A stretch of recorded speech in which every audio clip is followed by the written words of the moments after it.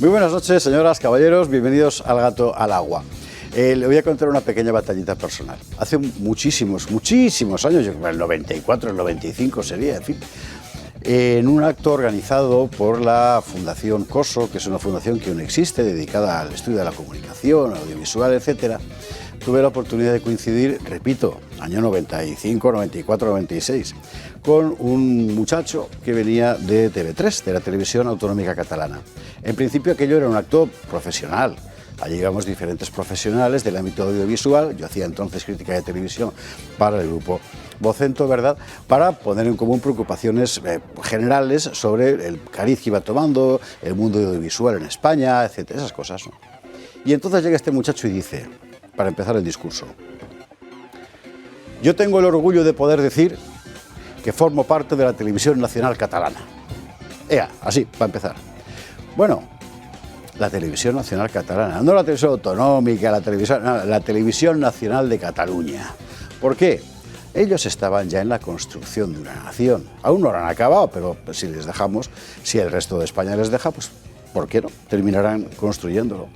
Esta Televisión Nacional Catalana era uno de los puntos fundamentales del desarrollo programático, ideológico de Jordi Pujol en el famoso programa 2000, escrito antes de acabar los 70, ya en 1980 como tarde, ¿verdad?, que era un poco de la guía de construcción de la independencia de Cataluña y que ellos han ido siguiendo a pies juntillas. Y hoy estamos exactamente en eso. Lo que hoy estamos viviendo no es culpa de Pedro Sánchez, él lo ha empeorado. Pero el proyecto lleva mucho tiempo formándose y hoy está donde está. Es decir, realmente a un paso de conseguir su objetivo. ¿Por qué le cuento yo esto? Pues mire, porque yo hoy tengo el orgullo de poder decir que formo parte de una televisión nacional española. Y se lo digo por lo siguiente. Ayer era 6 de diciembre, Día de la Constitución. Hubo muchos actos en muchas partes. Hubo los actos oficiales, luego hablaremos de ellos, ¿verdad? Y luego hubo los actos populares. Y los actos populares, en todos ellos, lo que había era 3 rasgos que a mí me llamaron mucho la atención. Primero, evidentemente es cuestión de minorías. Bueno, esto es lo de menos, es decir, al final son las minorías las que mueven la historia, ¿eh? O sea, bien. 2, el carácter enteramente interclasista. La reivindicación de la nación ya no es una cuestión de la burguesía de Madrid, eso es una tontería, al revés. No, totalmente interclasista. Y 3, el enorme cariño que en todas y cada una de ellas despertaba esta cadena de televisión. Cuando Julio Ariza estaba en la calle Ferraz leyendo el manifiesto de la Fundación de Naes, la gente gritaba «Viva España» y «Viva el toro». Y cuando yo estuve ayer en Tarragona, y desde aquí mando un abrazo cordialísimo a todos los amigos que allí estuvieron leyendo el texto de Alejo Vidal Cuadras y unas pocas palabras mías de introducción, todos nos reconocían como los defensores de lo que ellos sienten en lo más íntimo de su corazón, que es su patria, que es su nación. Y usted no sabe el orgullo que da eso. Que se pregunten otros que se dicen constitucionalistas porque a ellos no les pasa, pero a nosotros sí. En esta cadena, para todos los profesionales de esta casa, resulta que salimos por ahí y la gente nos identifica con la defensa de la nación, con la defensa de España. Vale decir, con la defensa de su libertad personal y con la defensa de un sistema democrático justo. Y esto es un auténtico orgullo. Y además, quiero creer, y haremos todos todo lo posible para que así sea, que va a ser también el principio de algo. Ayer en Tarragona, en las pocas palabras que pronuncié, porque lo importante era leer el discurso de Alejo Vidal Cuadras, ¿verdad?, que me hizo el honor de encomendarme esa misión, en esas pocas palabras dije algo que curiosamente aplaudió todo el mundo y que yo no lo esperaba, y era lo siguiente. Hoy es un día negro porque vemos que la Constitución ha dejado de servir para defender a la nación, pero es un día maravilloso porque hoy empezamos a descubrir que es la nación la que tiene que defender a la Constitución. Y este cambio es fundamental. Se acabó, ya no va a ser el poder quien nos defienda, el poder está en otra cosa. Ahora tiene que ser el pueblo, la gente, la nación, como usted lo quiera llamar, la que va a tener que ponerse al frente para defender la nación, su patria, España, de esta revolución que estamos viviendo, porque es una revolución. Las revoluciones de ahora, siglo XXI, no son como las del XIX, con un señor con patillas, ¿verdad?, y una chistera subida encima de un bote, de un carro, de donde sea, dando voces, y un niño Gavroche como en Los Miserables disparando a los soldados del rey. Ya no. Ahora la revolución la hace un maniquí en un plató de televisión, hablando con el tono del hombre que susurraba a los caballos, o mejor dicho, el hombre que susurraba a los pollinos y a las pollinas, como Pedro Sánchez esta mañana en televisión. Pero es una revolución lo que están haciendo. Lo llaman mutación constitucional, llámelo usted como quiera. Objetivamente nos están cambiando nuestra forma de gobernar para peor y sin pedirnos permiso. Y aquí es donde hay que poner pies en pared. Y aquí es donde esta cadena de televisión está, en defender lo que en realidad hemos defendido siempre, pero ahora con la alegría enorme de saber que hay cientos de miles de españoles que están dispuestos a salir a la calle sin pausa para defenderlo y que además nos reconocen como un faro en esa tarea, lo cual es una responsabilidad inmensa y al mismo tiempo, como profesionales, un gigantesco orgullo. Y como patriotas, por cierto, ¿qué quiere usted que le diga? Seguramente lo mejor que le puede pasar a uno en esta profesión. Así que, como decía tanta gente estos días, ayer por la tarde, ayer al mediodía en Madrid, ¡viva el toro! Claro que sí, porque es viva España. Y eso es lo más importante.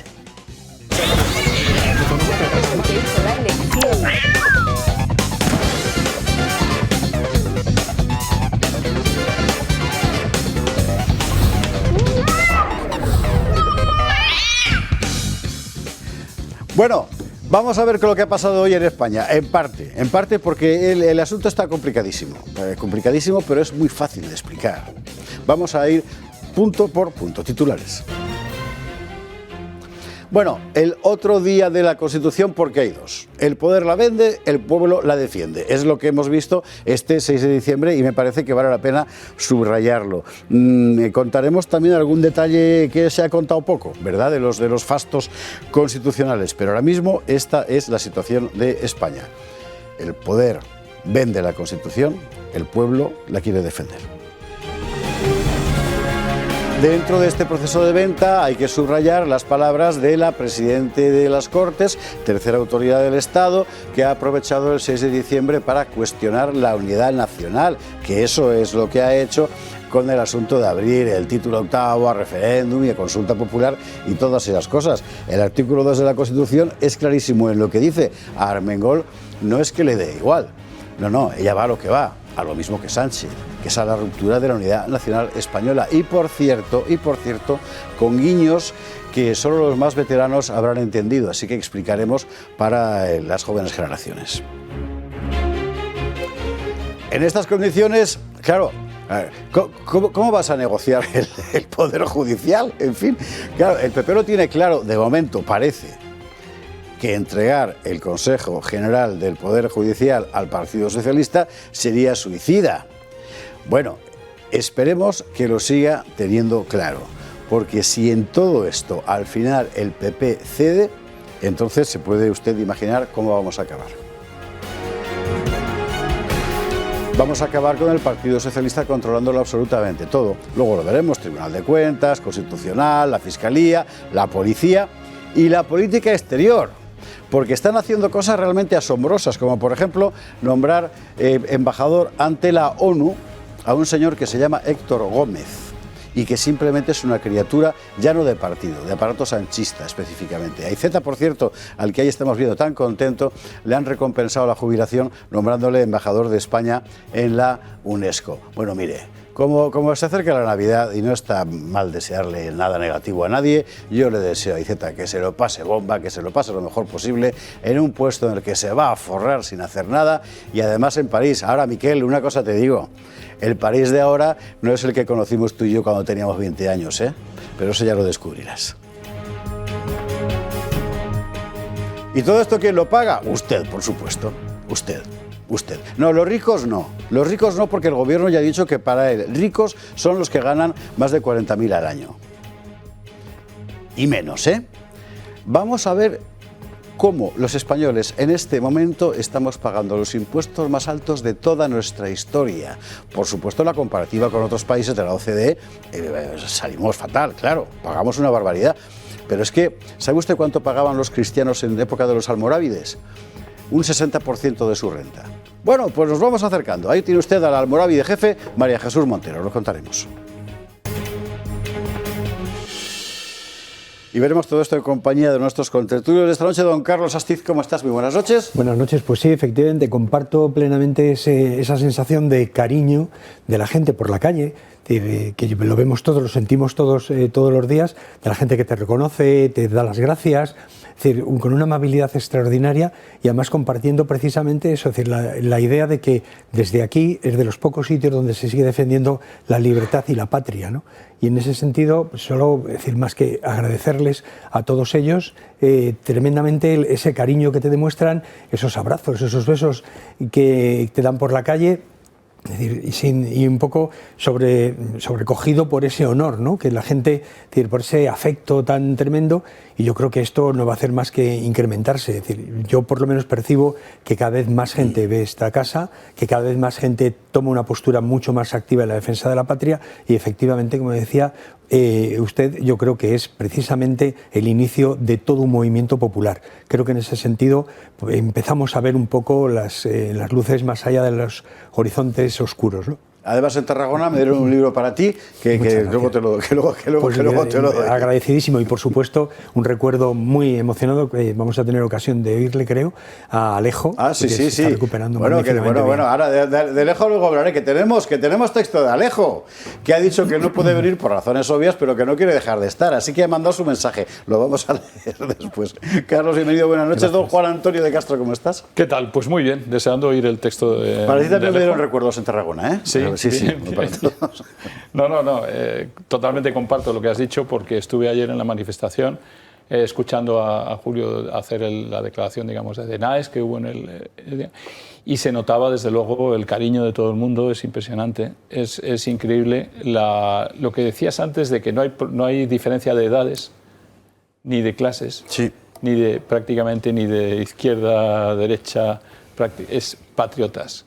Y son patriotas de todas las edades. Y me impresionó muchísimo. Bueno, y por supuesto gritaron durante el discurso de Julio "Viva Toro Televisión" varias veces, varias veces la gente, y aplaudiendo y todo. Está claro, es una televisión libre en la que puedes decir, como yo les decía, pero es que mucha gente se acercaba, ¿no? Sí, es que ahí puedes decir lo que piensas, es que puedes defender España, es que puedes hacer cosas que en las demás cadenas no vas a poder hacer y no te van a dejar hacer. Y quería mencionar dos personas, dos jóvenes, Natalia González y Gonzalo Cuadra, dos jóvenes que han tenido la iniciativa allí en Ferraz de montar una mesa ayer con aperitivos, lo que llaman el Aperi Nacional, y llevaron tortilla, consiguieron dinero entre ellos, tortillas, cervezas, todo gratis para todo el mundo. Qué bueno. A ver, ¿cómo se llama? El Aperi Nacional. ¿Sabes que en Francia, ahora mismo, una de las reivindicaciones identitarias es la pegó? O sea, el aperitivo. Pues muy bueno. Mira, está muy bien. Muy bueno, y cantidad de jóvenes allí, y todo de su propio bolsillo, y ahí están, y ahí van a estar en todas las reuniones de Ferraz. Y por cierto, mucho optimismo en la gente. Y lo que decía todo el mundo, si no es cuántos seamos, que bueno, que podrán ser más o menos según el día de la semana. Lo que está claro es que están ahí, y que a este gobierno le tiene que molestar mucho, porque en democracia española jamás han durado tanto tiempo una misma demostración, digamos, una misma manifestación que esté pinchando. Es el tiempo que aguante, es cuanto más tiempo, más se debilitan. Y hay que animarles, hay que seguir, y tenemos que seguir yendo allí. Y bueno, ahora hablaremos de Armengol y todo lo contrario, ¿no? Desde el lado del poder, el poder que lo que quieren, en el fondo. Además, creo que se oía la canción de Aute, ¿no? De Al Alba. Es que claro, eso ahí tenía una mala leche que ahora explicaremos. No, vamos al fusilamiento, estamos en ambiente de fusilamientos, ¿no? Eso es. Que es un poco la vuelta siempre a la guerra, la vuelta a la confrontación, la vuelta en el fondo a eso que decimos de la siniestra, ¿no? Es la siniestra que busca el siniestro. Están buscando la siniestralidad de este país, el caos. Y para poder luego seguir construyendo el nuevo Maduro, seguir construyendo sobre las cenizas cuando hayan destrozado bien nuestras instituciones y se hayan quedado con ellas. Eso es lo que están haciendo ahora. Natalia y Gonzalo, ¿no? Natalia y Gonzalo. Pues un abrazo muy fuerte para los dos y por ahí vamos a pasar, pero enseguida, ¿eh? A ver cómo está esa tortilla. Claro. Antonio, bienvenido. Doña Ana Angelova, ¿qué tal estás? ¿Qué tal? Buenas noches. Pues muy bien. Oye, podríamos invitar a Natalia y Gonzalo que pasen aquí también a traernos algo si quieren. Me magnífica su idea. Sara Hernández, apúntalo. De verdad, o sea, como el contacto lo tiene Juan Antonio, que el único que se ha quedado con el contacto de los del aperitivo es Juan Antonio, que es más listo, ¿eh? Pídeselo y que venga para acá, pero cualquier noche. Pero un día que esté yo aquí, ¿eh? Venga, vale. Abajo por la noche. Repetímosme. Además que nos cuentan porque están muy motivados, se saben muy bien por qué están ahí y la gente que tienen alrededor. Sí, señora. ¿Qué tal? Pues yo hoy inauguro mi etapa nueva legislatura sanchista porque la última vez que estaba aquí yo todavía pensaba que iba a haber gente del PSOE que no iba a votar a Sánchez, inocente de mí. ¿Te acuerdas? Tú me decías, tú no creas eso, eres muy inocente. Y yo creo que sí puede ser. Pues no. Así que ya pues nada, es verdad que llevamos ya un par de semanas, ya hemos tenido unas cuantas polémicas, entonces yo creo que aburrir no nos vamos a aburrir. Aunque siga Pedro Sánchez al frente. Lo que no sé si vamos a estar 4 años. Que eso ya creo que no, que me dirías otra vez. Eres muy inocente. No, pues mira, ahí yo te lo diría si no fuera porque Alejo Vidal Cuadras piensa lo mismo. Oye, pues si pienso lo mismo que Alejo. Seguro que tengo razón. Alejo suele acertar. Este fin de semana en Tarragona, ayer, había el acto fundamental organizado por todo el mundo, ¿eh? O sea, había entidades cívicas fundamentalmente, pero estaba todos. Estaba el Vox, para el Partido Popular, Ciudadanos, la gente de Vanguardia Española, las brigadas de limpieza, estaba la gente de Sacabat, estaba Sergio Fidalgo, ¿cómo no va a estar Sergio Fidalgo? En fin, estaba Pau Guix, en fin, Salvador Camaño, de verdad fue maravilloso. Bueno, el acto fundamental era homenajear a Alejo, que además tenía que haber ido, y no pudo, claro. No pudo aunque él quería, pero al final, bueno, total, que yo tuve el honor de leer su texto, ¿no?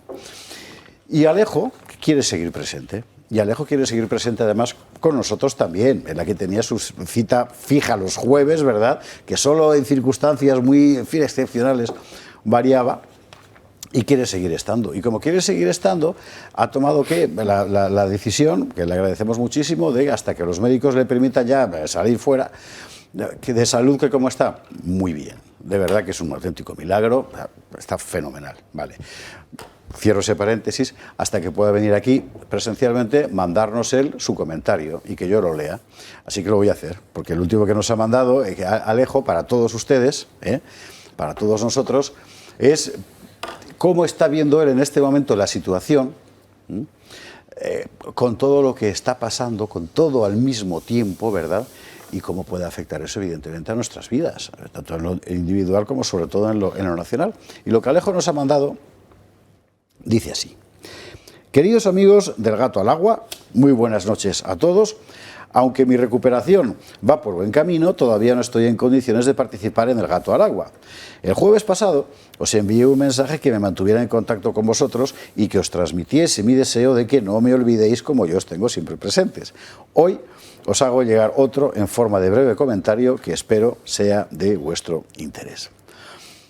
Si examinamos la trayectoria de los distintos tiranos que a lo largo de la historia han oprimido a sus pueblos mediante la violencia, la mentira, la soberbia y el desprecio a cualquier escrúpulo moral, observamos que no pocos de ellos tuvieron un mal fin y que este crepúsculo sombrío de su mandato ha estado invariablemente ligado a una decisión equivocada, a un exceso de arrogancia o de confianza en que podían cruzar todos los límites armados de su audacia, de su desdén por sus oponentes y de su maldad sin freno. Qué duda cabe que el error de invadir Rusia terminó con Napoleón y con Hitler, cuando poseídos por una hubris desatada metieron a sus ejércitos en una trampa mortal que marcó su declive definitivo. Pues bien, dice Alejo, mi intuición me dice que la ley de amnistía será el general invierno de Pedro Sánchez. Lo repito porque esta es la idea fundamental de Alejo hoy. Mi intuición me dice que la ley de amnistía será el general invierno de Pedro Sánchez. En primer lugar, tenemos su palmaria inconstitucionalidad. No solo vulnera principios inspiradores básicos del ordenamiento jurídico democrático, como la igualdad ante la ley, la separación de poderes y la prohibición de lo mayor si lo menor no se contempla, ¿verdad?, sino que implica una aberración inadmisible en derecho al convertir un poder constituido, como son las Cortes, en poder constituyente, otorgándole esa facultad de alterar la sustancia de nuestra norma suprema sin recurso a los procedimientos previstos para tal fin en su articulado. En segundo lugar, sigue Alejo, la inmensa mayoría del mundo jurídico de nuestro país, asociaciones profesionales de jueces, fiscales y magistrados, centenares de juristas prestigiosos, el CGPJ, innumerables bufetes de abogados, desde los más encumbrados a los más modestos, se han manifestado en contra de este disparate legal y político. Y por último, los estudios de opinión realizados sobre esta cuestión arrojan todos análogo resultado. Una mayoría de españoles, añado yo, incluidos los votantes del PSOE, una mayoría de españoles no está de acuerdo en que se borren los graves delitos cometidos por los golpistas catalanes hace 5 años. Y por si todo lo anterior no bastase, sigue Alejo, las instituciones europeas tienen puesta su lupa sobre esta ley infame, su contenido y su alcance, poseídas por la preocupación de que sea incompatible con los fundamentos de los tratados. Yo creo que voy a empezar a hacer más apostillas a Alejo, que es muy interesante esto que dice. O sea, no se trata de que es que Europa nos salvará porque quieren a España, porque quieren al Estado. No, no, no. El problema es legal. O sea, plantea una situación que es incompatible con los propios tratados de la Unión. Y que me perdone Alejo, perdóname. Ya no voy a tomar morcillitas, te lo prometo. Pero es que esta me parecía muy importante subrayarlo, ¿verdad? Bueno, concluye Alejo. Pedro Sánchez camina sobre una cuerda floja suspendida sobre un río infestado. Perdón, es que la figura me ha hecho gracia, la repito. Pedro Sánchez camina sobre una cuerda floja suspendida sobre un río infestado de saurios hambrientos, que no son otros que sus socios y aliados, ansiosos de que pierda el equilibrio para devorarle. Sí, amigos del gato al agua, concluye Alejo, esta vez nuestro plagiador de tesis, firmante de libros que no ha escrito y ferón mayor del reino, ha ido demasiado lejos y la hoguera llameante de su desmedida ambición le consumirá. Gracias mil, Alejo, y perdón por las interrupciones, en fin, pero es que lo de los saurios no me diga usted que no está bien visto, es que además lo retrata, en fin. Es que está muy bien traído, y además que tenía aquí, tenía el chivatazo, también tenía el texto, también me fijé la primera vez que lo vi. Claro, en fin. Pues, ojalá lleve razón, lo que pasa es que a mí con Sánchez me pasa un poco, sinceramente, lo que me pasa con Marlaska, que cada vez que hay una nueva polémica decimos, esta sí, ahora ya sí que van a cesar a Marlaska, y Marlaska sigue allí. ¿Por qué le va a cesar si Marlaska no actúa solo? Marlaska hace lo que le dice Sánchez. Pues esto un poco igual. ¿Qué pasa? Que ahora mismo, por desgracia, sí que sucede una cosa en España que ya dijo Óscar Puente, que es constitucional lo que el Tribunal Constitucional dice que es constitucional. Claro, entonces tú tienes el texto, pero si Conde Pumpido dice que es constitucional, ¿qué vas a hacer? Pues ahí es precisamente donde entra la otra cuestión. Y me parece muy interesante. Alejo Vidal Quadras tiene la mili que tiene, es decir, que claro. Muchos de los comentaristas habituales, cuando recorren a Europa, piensan que Europa, o sea, Bruselas, es una especie de instancia benéfica que cuando pasa algo malo viene y te protege. No, no es eso, y Alejo lo sabe de sobra. Lo que él está diciendo es otra cosa. Si tú permites que en un país miembro pase algo que va contra los tratados, te expones a que otros países hagan lo mismo y entonces se va todo a hacer puñetas. O sea, no es que sean buenos y que vayan a ayudarnos, no. El problema es suyo, es que les metes a ellos un problema que seguramente no sabrán cómo resolver. Y esta me parece que es una perspectiva interesante, porque abriría efectivamente una crisis interna con otros países que están deseando quitarse de encima, ¿verdad?, un montón de elementos de los tratados fundacionales de la Unión que se están convirtiendo ahora mismo para ellos en un verdadero problema. Y en ese sentido, ojo con el asunto, efectivamente. Sí, pero es que hay países de primera y países de segunda en la Unión Europea. Y lo que se aplica a España no tiene por qué aplicarse a otros países, porque precisamente lo que estamos viendo aquí, que se aplica a unos y no a otros, pasa también en Europa. No va a salir Úrsula a decirle, Pedro, lo estás haciendo muy mal, es que esto nos pone en entredicho los tratados. No va a salir a hacerlo. No. Claro. No le va a decir eso, no le va a decir eso. Es decir, Pedro, como hagáis esto, mañana Hungría rompe el tratado. Pues ojalá, o a ver Italia si es por otra razón, o Eslovaquia por otra. Es que eso está la cuestión. Carlos, Juan Antonio. Sí, yo es que creo que efectivamente, es decir, Europa no nos va a resolver un problema que en cierta medida, muy importante medida, viene dictaminada por los mismos que están controlando la Comisión Europea. Es decir, que este proyecto de destrucción de España es parte de ese enorme proyecto de destrucción de los Estados. Es decir, esto no es una cuestión que se le haya ocurrido a a nuestro amado presidente, es decir, no, esto es un proyecto de destrucción de nuestro país. Es un proyecto de destrucción de nuestro país que arranca desde el proceso de transición, es decir, que interesa sobre todo a otros países, a las grandes potencias y a aquellos países que ven en nosotros un problema para su propia expansión. Entonces, me parece que una de las cosas en las que no podemos fiarnos es de que, bueno, vayamos a Europa, firmemos todos para que se respete la ley, ¿no? Es decir, efectivamente, si Europa se encuentra con que estas leyes, con que esto que está haciendo el gobierno pone en cuestión el propio tejido de Europa y la Comisión Europea tendrá que tomar medidas simplemente para proteger sus intereses, claro, que son la destrucción de todas las naciones que albergan esto, porque quieren sustituir a las naciones, quieren sustituir las soberanías nacionales por lo que dictamine ese gobierno global que no responde más que ante sus amos globalitarios, ante los grandes fondos de inversión o las grandes presiones políticas que ejercen.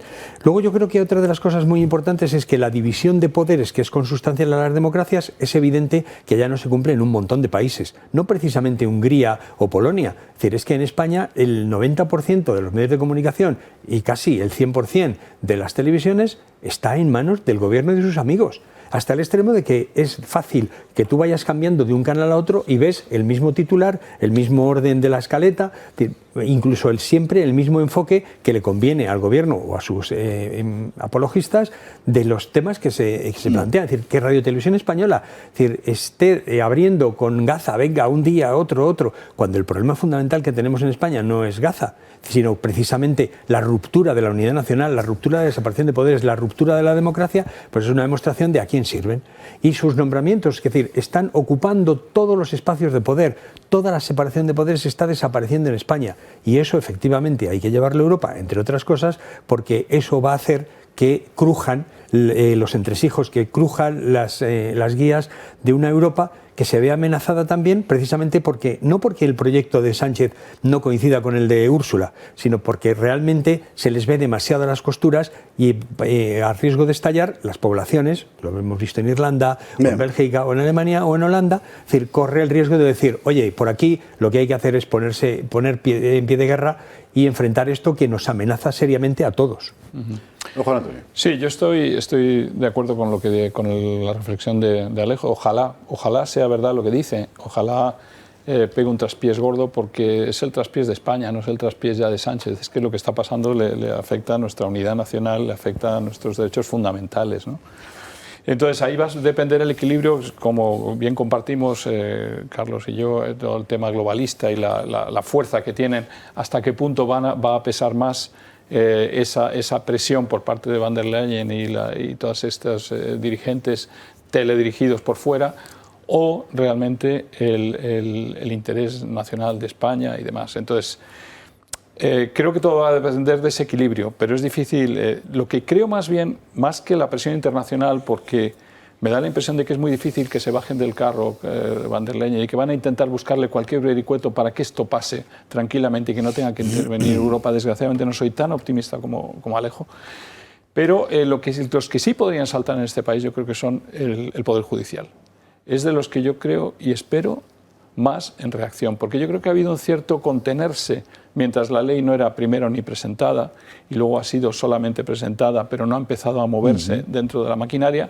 Esperemos a que se mueva en la maquinaria, porque yo recomiendo que volvamos a leer el texto, y he hecho el esfuerzo de leerme el texto otra vez entero de la declaración del Consejo General del Poder Judicial respecto a esa ley de amnistía. Y dice las cosas tan claramente, tan perfectamente. Incluso el propio presidente deja voto en blanco porque dice que todavía la ley de amnistía no ha llegado a donde tiene que llegar. Yo creo que algo más va a pasar después de que llegue la ley de amnistía y empiece a manejarse. Y quizás es el optimismo también de Alejo, ¿no? Pero es que realmente es una amnistía para unas personas concretas.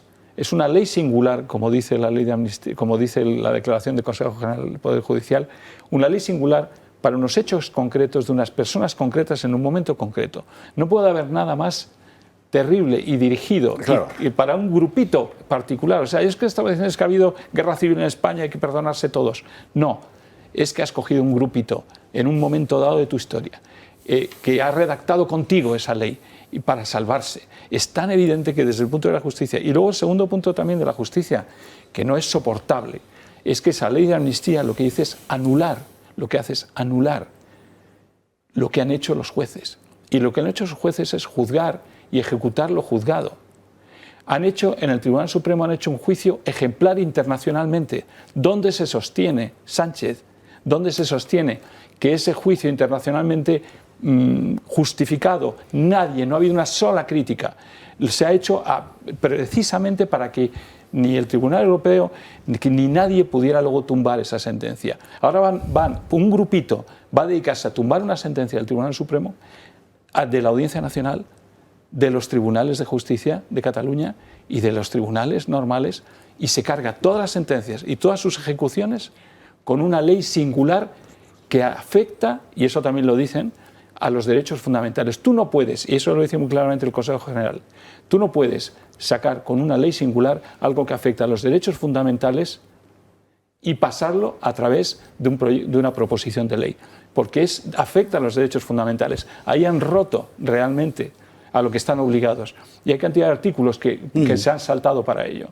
Entonces, estos van a tener que responder ante elementos jurídicos de peso, y espero que sea la justicia, pero no Van der Leyen, seguramente, en este país, los que salgan adelante. Quiero escuchar a Marchena, quiero escuchar a Llarena, quiero escuchar a los jueces, quiero escuchar de nuevo al Consejo General. Creo que ahí viene una posible. Es que una de las claves que a mí se me olvidó decirlas antes, la ha dicho ahora Juan Antonio, y es que como no pueden atacar al Poder Judicial por las sentencias, porque es verdad que han sido impecables, lo que han hecho durante los años de Pedro Sánchez en el gobierno ha sido denigrar la imagen de los jueces. Decir que son fachas, decir que sirven a intereses, decir que no son independientes, pero no porque nos hagan caso a nosotros, sino porque hacen caso a los demás. Sí. Y por eso, ahora, cuando salen los jueces, hay españoles que creen que los jueces son fachas y por eso dicen lo que dicen, no porque sean precisamente independientes. Como no pueden atacarles por un lado, lo que han hecho es meterles como en un corrillo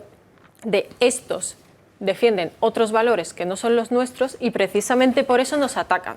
Yo creo que esa es una sí, de bueno, las claves. Pero otra cosa es que les salga bien. Otra cosa es que les salga bien, ¿no? Y luego me parece que va a haber que empezar, visto lo que se está viendo en la calle y en los tribunales y en los ministerios, me parece que va a haber que empezar a hacer ya la diferencia entre lo que piensa la gente y lo que los medios dicen que piensa la gente. Porque la verdad, en fin. Bueno, hay que hacer la pausa para la publi sí o sí. A la vuelta vamos a ver lo de esta conmemoración constitucional, pero pero hay que empezar por lo de la presidenta de las Cortes, por lo de Francina Armengol, que es muy importante, porque nunca nadie se había atrevido a tanto. Y si aún no sabe usted de lo que le estamos hablando, se lo explicamos inmediatamente después de la publicidad.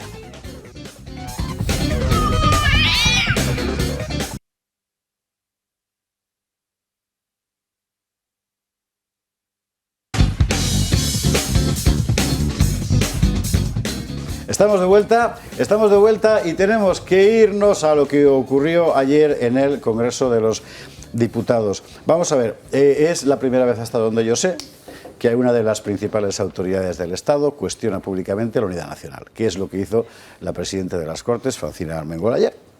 Vamos a ver exactamente lo que dijo y para calibrar hasta qué punto está justificada la polémica que ha despertado, porque lo que dijo fue esto.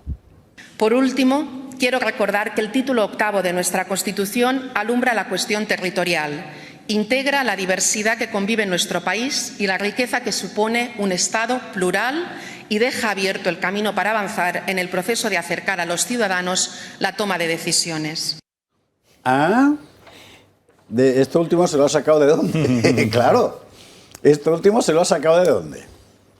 Porque el título 8º, que por cierto fue, como todo el mundo sabe, el más polémico de la redacción de la Constitución y posterior, el que organizaba entre comillas, el Estado autonómico, etcétera, es verdad que lo que hacía era crear un modelo sin cerrar que nos ha traído hasta aquí, pero eso de que la toma de decisiones, ¿qué decisiones?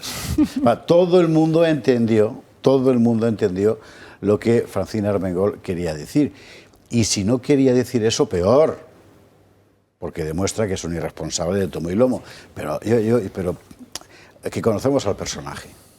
Yo, por cierto, la última vez que la vi fue hace muy pocos meses en un concierto de María del Mar Bonete en Mallorca. No digo tú por dónde, no, para que veas. Bueno, claro, todo eso, vamos a ver. Artículo 2 de la Constitución, recordemos. Artículo 2 de la Constitución. La Constitución se fundamenta en la indisoluble unidad de la nación española, patria común e indivisible de todos los españoles. Nada en el título octavo permite decir que esto pueda ser decidido o no por la gente. Ya fue decidido en la votación de la Constitución. Con lo cual no tiene ningún sentido, salvo que deliberadamente quieras abrir la puerta, ¿verdad?, al tono funeral que ayer Francina Armengol le quiso dar al 6 de diciembre. Le quiso dar ese tono funeral precisamente con esta interpretación. Bueno, pues, con el atavío es evidente. Quiero decir, cuando uno se pone de luto, está claro a lo que va. Pero bueno, atentos a la interpretación de la canción. Escucha, escucha, escucha.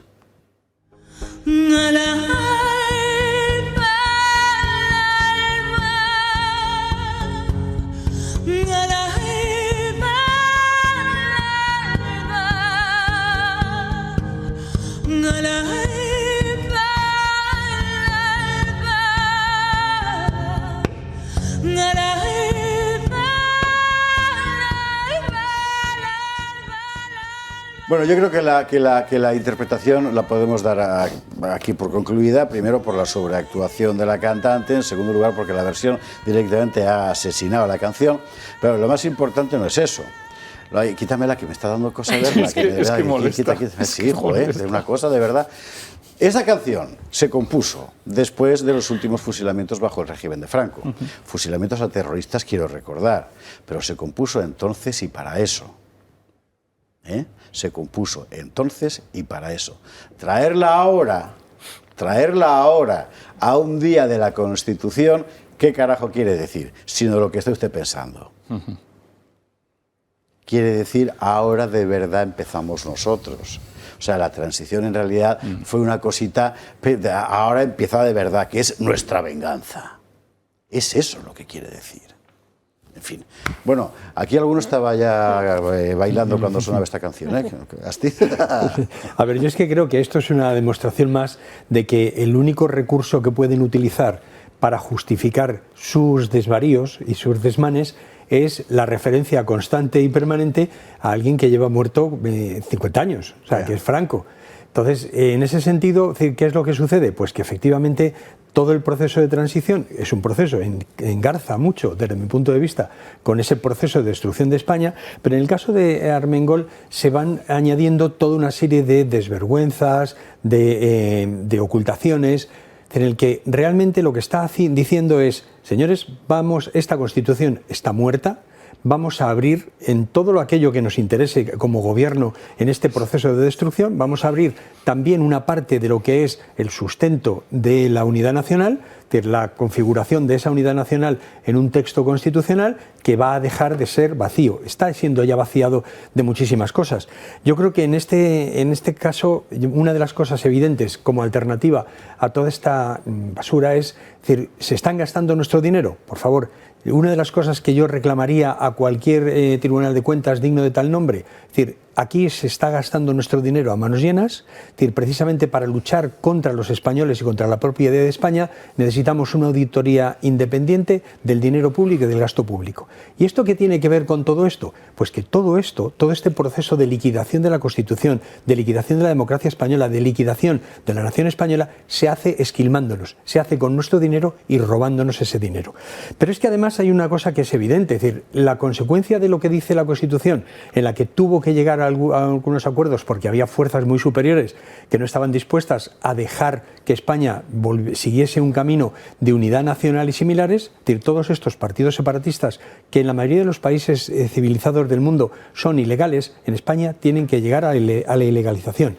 La actuación de los políticos, la actuación del pueblo español, la actuación de los tribunales tiene que ir a eliminar, por lo menos de nuestros presupuestos, si se lo quiere pagar cada uno en su fiesta, fenomenal, pero de nuestros presupuestos, la ilegalización de los partidos separatistas creo que tiene que estar en el punto número 1 del orden del día de alguien que quiera ser alternativa realmente a esta destrucción de la unidad nacional y esta destrucción de nuestras libertades y derechos. Esas dos cuestiones, es decir, saber en qué se están gastando todos estos, qué están derrochando o cómo nos están robando, y los partidos separatistas no tienen por qué seguir condicionando el gobierno de España, me parece que son fundamentales. Don Juan Antonio. Sí, es revancha. O sea, ¿de dónde una presidenta del Congreso se puede permitir sacar un tema propio de la Constitución, de una parte de la Constitución, y cuestionar, porque cuando dices, hablas, rompes y hablas del título octavo, es que te vas a hablar del tema autonómico? Todos sabemos que has hecho gobierno con los que quieren romper España y quieren hacer un Estado independiente. Y se permite, el día de la Constitución, sacarlo vestida de negro y con la canción del alba y volviendo a recordarnos lo siniestro de toda nuestra guerra civil, y lo que en el fondo lo que tú decías, que es que no han olvidado esto, quieren la revancha. Para mí es revancha pura. Lo que pasa es que esto lleva más allá del juego, ¿no? Porque la revancha, bueno, pues veremos a dónde lleva, pero esto ya no es un juego y esto es muchísimo más serio. A ver, dice tonterías como, ha dicho salvajadas, como decir, tenemos que tener un país más moderno, un país más libre, más próspero, más justo. No, señor Armengol, esto era un país, antes de que ustedes llegaran, más libre, muy moderno, más próspero y muy más libre, justo, muy próspero y más justo del que ustedes están haciendo ahora. Verdad. Es que dicen todo lo contrario de lo que en realidad está pasando. Esto era un país moderno, esto era un país que había hecho la transición, esto era un ejemplo a nivel global. Es que no hay país en desarrollo que no haya cogido el modelo español.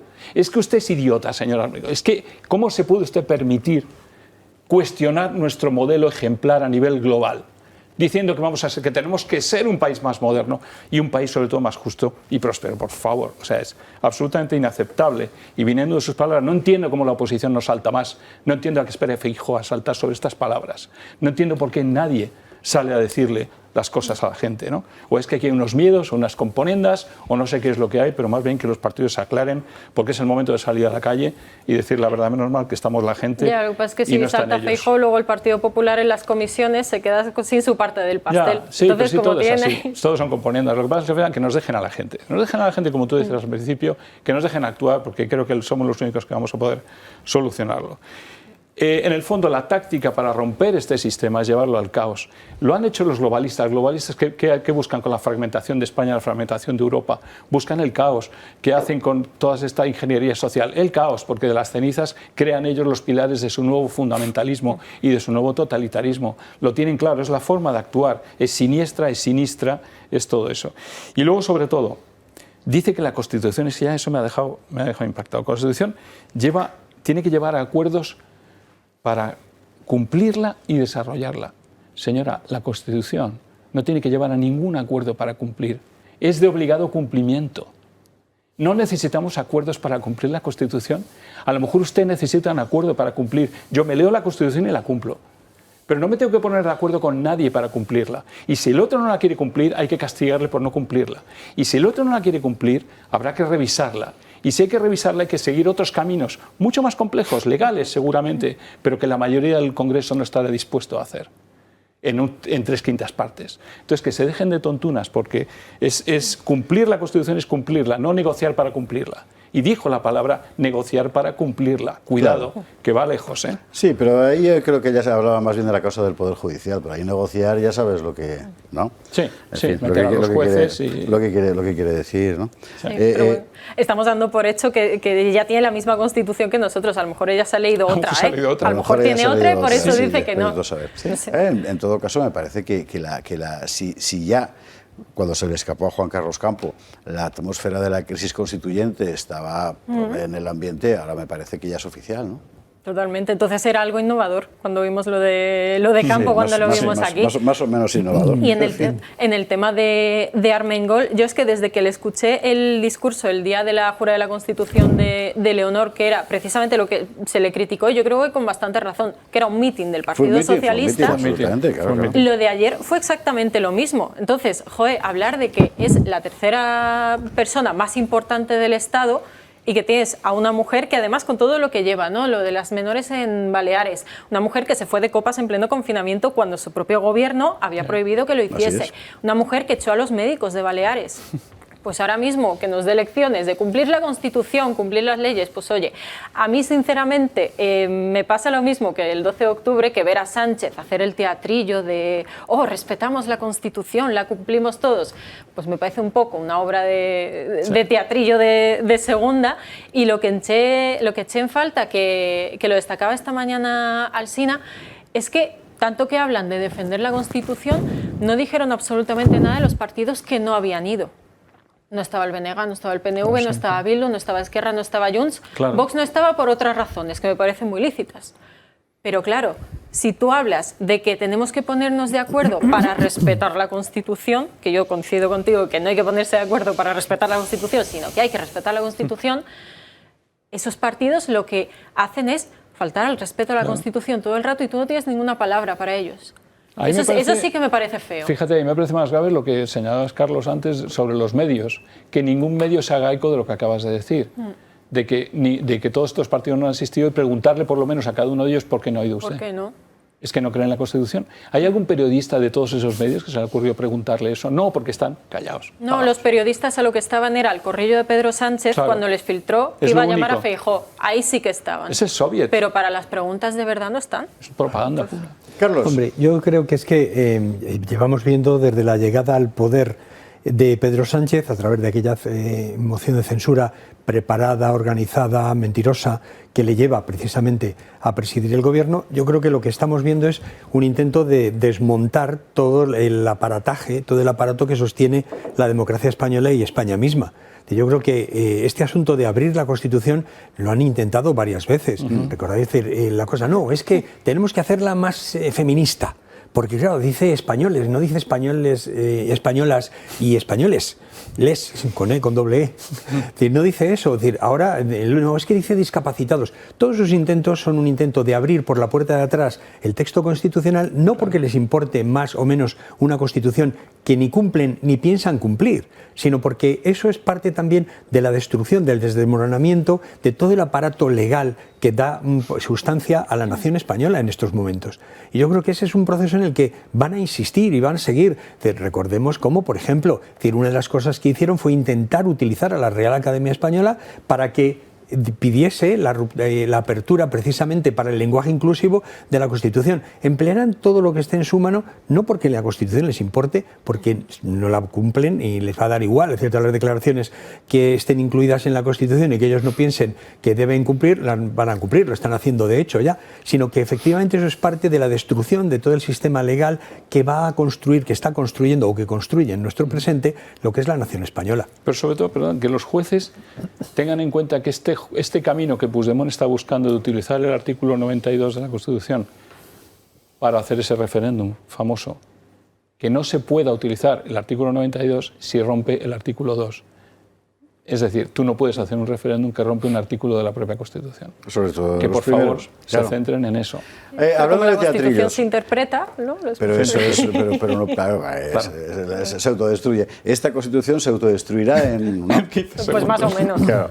Hablando de teatrillos, a ver, momento chusco del día de ayer, la presidenta del Congreso y el presidente del Senado, doña Francina Armengol del PSOE, don Pedro Rollán del PP, pasan revista a las tropas, el batallón de honores, le rinde honores, y observe usted que el almirante jefe de Estado Mayor se queda quieto. Vamos a ver si podemos, como antiguamente, dar a la moviola, Alex. Llegan, banderín, se paran, cabecean ellos muy serios, el almirante se queda mirando diciendo, ¿qué carajo estáis haciendo? Vamos a ver. Esto yo entiendo que, bueno, mire, no lo entiendo, porque llevan 1000 años en política los dos. O sea, el banderín de honores, el banderín del batallón de honores se inclina ante ti porque te está haciendo los honores, porque eres la tercera y la cuarta autoridad del Estado. Tú tienes que bajar la cabeza ante la bandera de España, pero ante el banderín del batallón de honores no, es al revés. Por eso el almirante se queda como se queda, ahí quieto, diciendo, ¿esta gente qué hace? Claro, observe usted cómo el almirante. La misma importancia se queda parado diciendo, porque se paran, le van a quitar el banderín, le van a quitar la corneta o algo. Bueno, pues hacen no. Eso, y además cambian de lado, no sé, es como me parece hasta lo menos grave. Se alinean como muy marciales, no, ellos están intentando imitar la marcialidad de los gestos, pues no sé, del día de la victoria en la Unión Soviética o algo. Y no, muy mal, o sea, no, vamos a... O sea, les pones una hamburguesa y hacen lo mismo. Guiones, banderines y bandera. O sea, la bandera nacional, uno efectivamente se cuadra y cabecea, ¿vale? El banderín del batallón de honores se inclina ante ti porque te está honrando a ti. Claro. A mí no, pues ya, bueno, a Angelova igual, pero a ellos porque son el presidente del Congreso y el presidente del Senado. ¿vale? O sea, banderín de honores, queridos niños, de verdad. Vamos a descubrir que nuestros políticos son unos incultos, unos incapaces y que además les importa todo un bledo, porque lo suyo es pedir perdón por esta metedura de pata. Les da lo mismo, no tienen vergüenza. Le van a echar la culpa al almirante por no haber cabeceado él. Tenemos que sacar el corte de esto, de tu explicación y mandárselo, para que no lo vuelvan a... Bueno, y en cuanto a lo del himno, por cierto, que volvía a sonar una cosa muy rara. Entiendo nada. Vamos a ver. Aquí es que esto también hay que explicarlo. Y un día, mire, vamos a dedicar un Usares a ver los himnos nacionales de los diferentes países, ¿vale? Porque es muy interesante. El himno español procede de una marcha, que ese día lo pondremos, una marcha del siglo XVIII, ¿no? De la época de Carlos III. Es esa marcha que se convierte en marcha real y posteriormente en himno nacional. Otros suenan más bonitos a nuestra sensibilidad porque son más recientes. El himno ruso, que es el himno soviético, es precioso. Pero estamos hablando de la época de Tchaikovsky y Rachmaninoff. ¿Qué quiere que le diga? Claro, ¿dónde vamos a parar, no? Bueno, vale. Suena tan raro cuando lo tocan, y no voy a... O igual sí, que no hay vino, creo que no. Suena tan raro cuando lo tocan aquí porque la interpretación que se hace es la habitual de banda militar, donde no hay instrumentos de cuerda y viento muy limitado. Y suena siempre muy raro. Por eso sonó tan raro tanto el día de Leonor como hoy. Además, desde mi punto de vista, porque estaba mal tocado, pero esto es otra cosa. El himno es mucho más bonito de lo que suena. Lo que yo me pregunto es por qué para circunstancias tan solemnes como la jura de la Constitución de la Princesa de Asturias, o como, en este caso, el Día de la Constitución, no se lleva lo que en términos de música militar se llama una música, bandimúsica, para que lo puedan interpretar bien, con todos los instrumentos, y que suene de tal forma que todos los españoles lo reconozcan como el himno, y no lo que suena en las procesiones de Semana Santa cuando sale el Cristo, que es lo mismo, pero que suena así, claro, como estuvo sonando. O sea, no es que el himno esté mal tocado porque la gente ahora con Pedro Sánchez le entró la desidia, qué razones habría. No, el motivo es ese. Pero bueno, esto ya es una cuestión de protocolo, doy la explicación porque... Y en Usares vamos a hacer eso de los himnos, que es un tema bien bonito. Y de paso nos contará Ana cómo es el búlgaro, que no me lo sé. Que por lo menos tiene letra, tiene letra. No, el español también, por cierto, eso también lo hablaremos. Yo no descartaría que esto sea parte de ese ensuciar los símbolos nacionales y que además una muestra de desidia. Yo creo que además una de las cosas que tenemos que recuperar es un himno, la letra del himno. El himno de España tiene letras. Escojamos una, desde mi punto de vista la de Pemán del año 23 o 27 es preciosa. Estoy hablando con Juan Antonio el otro día de este asunto, por cierto. Cantémosla. Juan Antonio decía, oye, que Carlos anda metido en esto. ¿Te acuerdas que te conté? Carlos anda metido en ese jaleo. La letra de Pemán, oiga, léala usted y dígame en qué es facha. Exacto. Esta es una letra que hace Pemán, no en tiempos de Franco, sino mucho antes, durante que gobernaba Primo de Rivera. El 23 o el 25, 1923 o 1925. Y es una letra bien bonita, por cierto. Sí. Dices Pemán y tienes que pedir perdón enseguida. Venga, bueno, no fastidie. La letra es preciosa, es una letra bonita que cualquiera puede cantar. Yo lo canto cada vez que oigo el himno. Y animo a todo el mundo que cante la primera estrofa, la de Viva España, alzaos los brazos, hijos del pueblo español, que vuelve a resurgir, gloria a la patria que supo seguir sobre el azul del mar, caminar del sol. Es que esto con esa primera cuando escuchan alzar les preocupa un poco. Hombre, vamos a ver. Sí, ya, por la cosa de la familia. En fin, bueno, contábamos que lo importante de ayer en realidad fue lo importante, desde mi punto de vista, informativamente hablando, muy significativo, los dos 6Ds, ¿no? En las Cortes, el 6D oficial, con todo el mundo mirándose mal, puñalada de pícaro, ambiente de corte bizantina en los años de las grandes traiciones, o de corte veneciana cuando las grandes intrigas, algún puñal por ahí sobrevolando, ¿verdad? Y luego en la calle, lo que pasó en la calle. Yo puedo contar en primera persona lo que pasó en Tarragona, pero lo de Julián Ferraz, no sé si además tenemos alguna parte del audio de Julio, aunque solo sean unos segundos, para poder escucharlo. Ahí tiene usted lo de arriba y lo de abajo. ¿Lo de arriba qué es? Pues mire, lo de arriba es el poder. ¿Y lo de abajo qué es? Pues lo de abajo es la calle y el pueblo. Y esta es la gran cuestión. Arriba, yo no sé si había público, porque no estuve, ¿verdad?, asistiendo al espectáculo. Lo que sé, porque se ven las imágenes, es que la emoción de los asistentes era perfectamente descriptible, o sea, nula, ¿vale? Como diría Bolaños, cero emoción. Y sí que vi la otra, en Tarragona comiendo después del acto con un señor que tenía enfrente y que desde aquí le mando un abrazo fortísimo, que era el fundador de Comisiones Obreras en el barrio de Buenavista de Tarragona. Porque es que el pueblo es eso, que todos tenemos mucha mili y hemos pasado por todo, pero lo que nos une es la patria. Claro, y es lo que no queremos que nos quiten.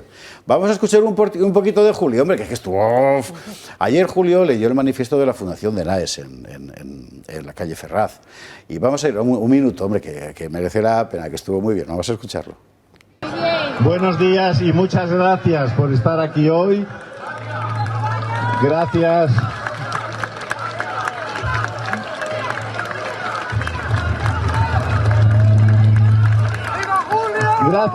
Gracias a Iván Vélez, presidente de Naes.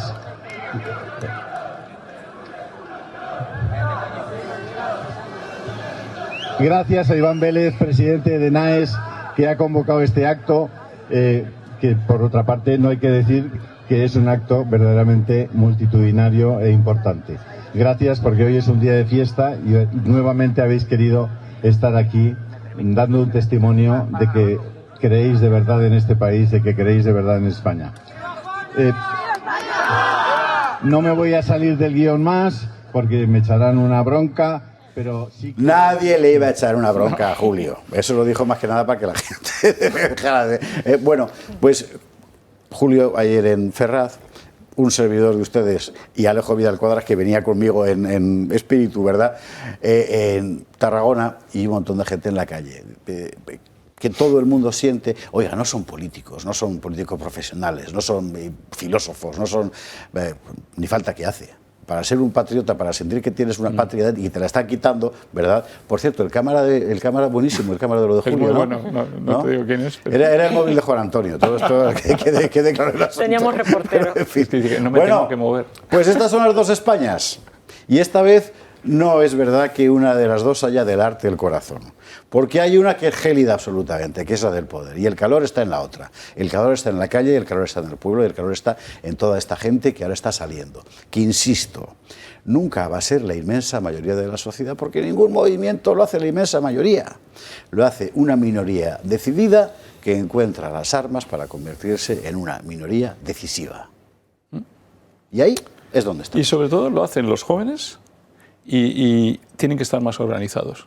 Quizá falta un poquito de organización. Yo diría. Sin duda. Poco a poco se dará. Y un solo detalle, lo hicieron donde el Senado, porque es el sitio oficial más controlable y más pequeño. Sí, con la gente más cerrada. Ese es el objetivo. Es decir, el objetivo era cerrarlo oficial, a los gritos, a la posible participación popular, y eso es una demostración de la cada vez mayor creciente distancia entre el poder y un pueblo al que dice representar, pero que efectivamente le odia cada vez más. Y cada vez que lo ve le grita. Y la gran diferencia, claro, la fuerza oscura frente a la alegría. Tiene razón, no vi Tarragona, sí, pero aquí la gente estaba alegre. Era más un día de... Es que hay que estar alegres y combativos porque nos quieren tristes y derrotados. Exacto.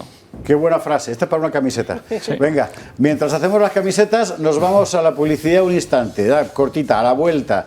Tema importantísimo lo de las embajadas. Oiga, hubo un tiempo en que España, siendo menesterosa, vaya, no hablo del siglo XVI o del XVII, no, hace nada, hace nada. Con Felipe, con Aznar, tampoco estamos hablando... ostras, un cierto peso teníamos, al menos se nos escuchaba, ¿no? Ahora de ahora, y buena parte de la culpa la tienen los nombramientos deliberadamente partidistas y sectarios de este gobierno. Bueno, pausa para la publi y enseguida lo vemos. Estamos de vuelta y de Belchite hablábamos de este programa que va a hacer Caqueminosa, que es un sitio realmente, la verdad es que es aterrador. Y quien haya estado allí, no con una troupe de gente y tal, pero que también, pero solo en familia con 3 o 4 lo percibe. Quedó tan destrozado después durante la Guerra Civil que no se reconstruyó, se hizo otro Belchite distinto y ese se ha quedado ahí y la verdad es que, en fin. Bueno, y vamos a la cuestión de la representación exterior y de la diplomacia. Vamos a ver, que uno nombre para puestos importantes a gente amiga, digamos que forma parte de lo normal y a veces incluso de lo aconsejable. Si converge la circunstancia de que además tienen conocimientos de la materia, hombre, mejor, ¿no? Porque no llevas allí un piernas.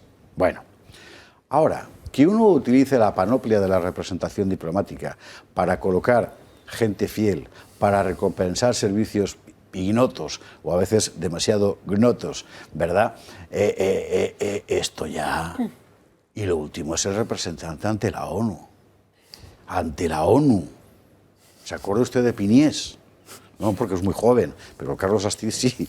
Bueno, pues lo de Héctor Gómez, el embajador de la ONU, es ya lo último. Ana Angelova nos lo cuenta. Héctor Gómez será el nuevo embajador de España ante la ONU y ocupará así el puesto que dejó libre el pasado mes de junio Agustín Santos, actual diputado de Sumar. Gómez es el segundo ministro en pocos días al que el gobierno lanza al estrellato internacional.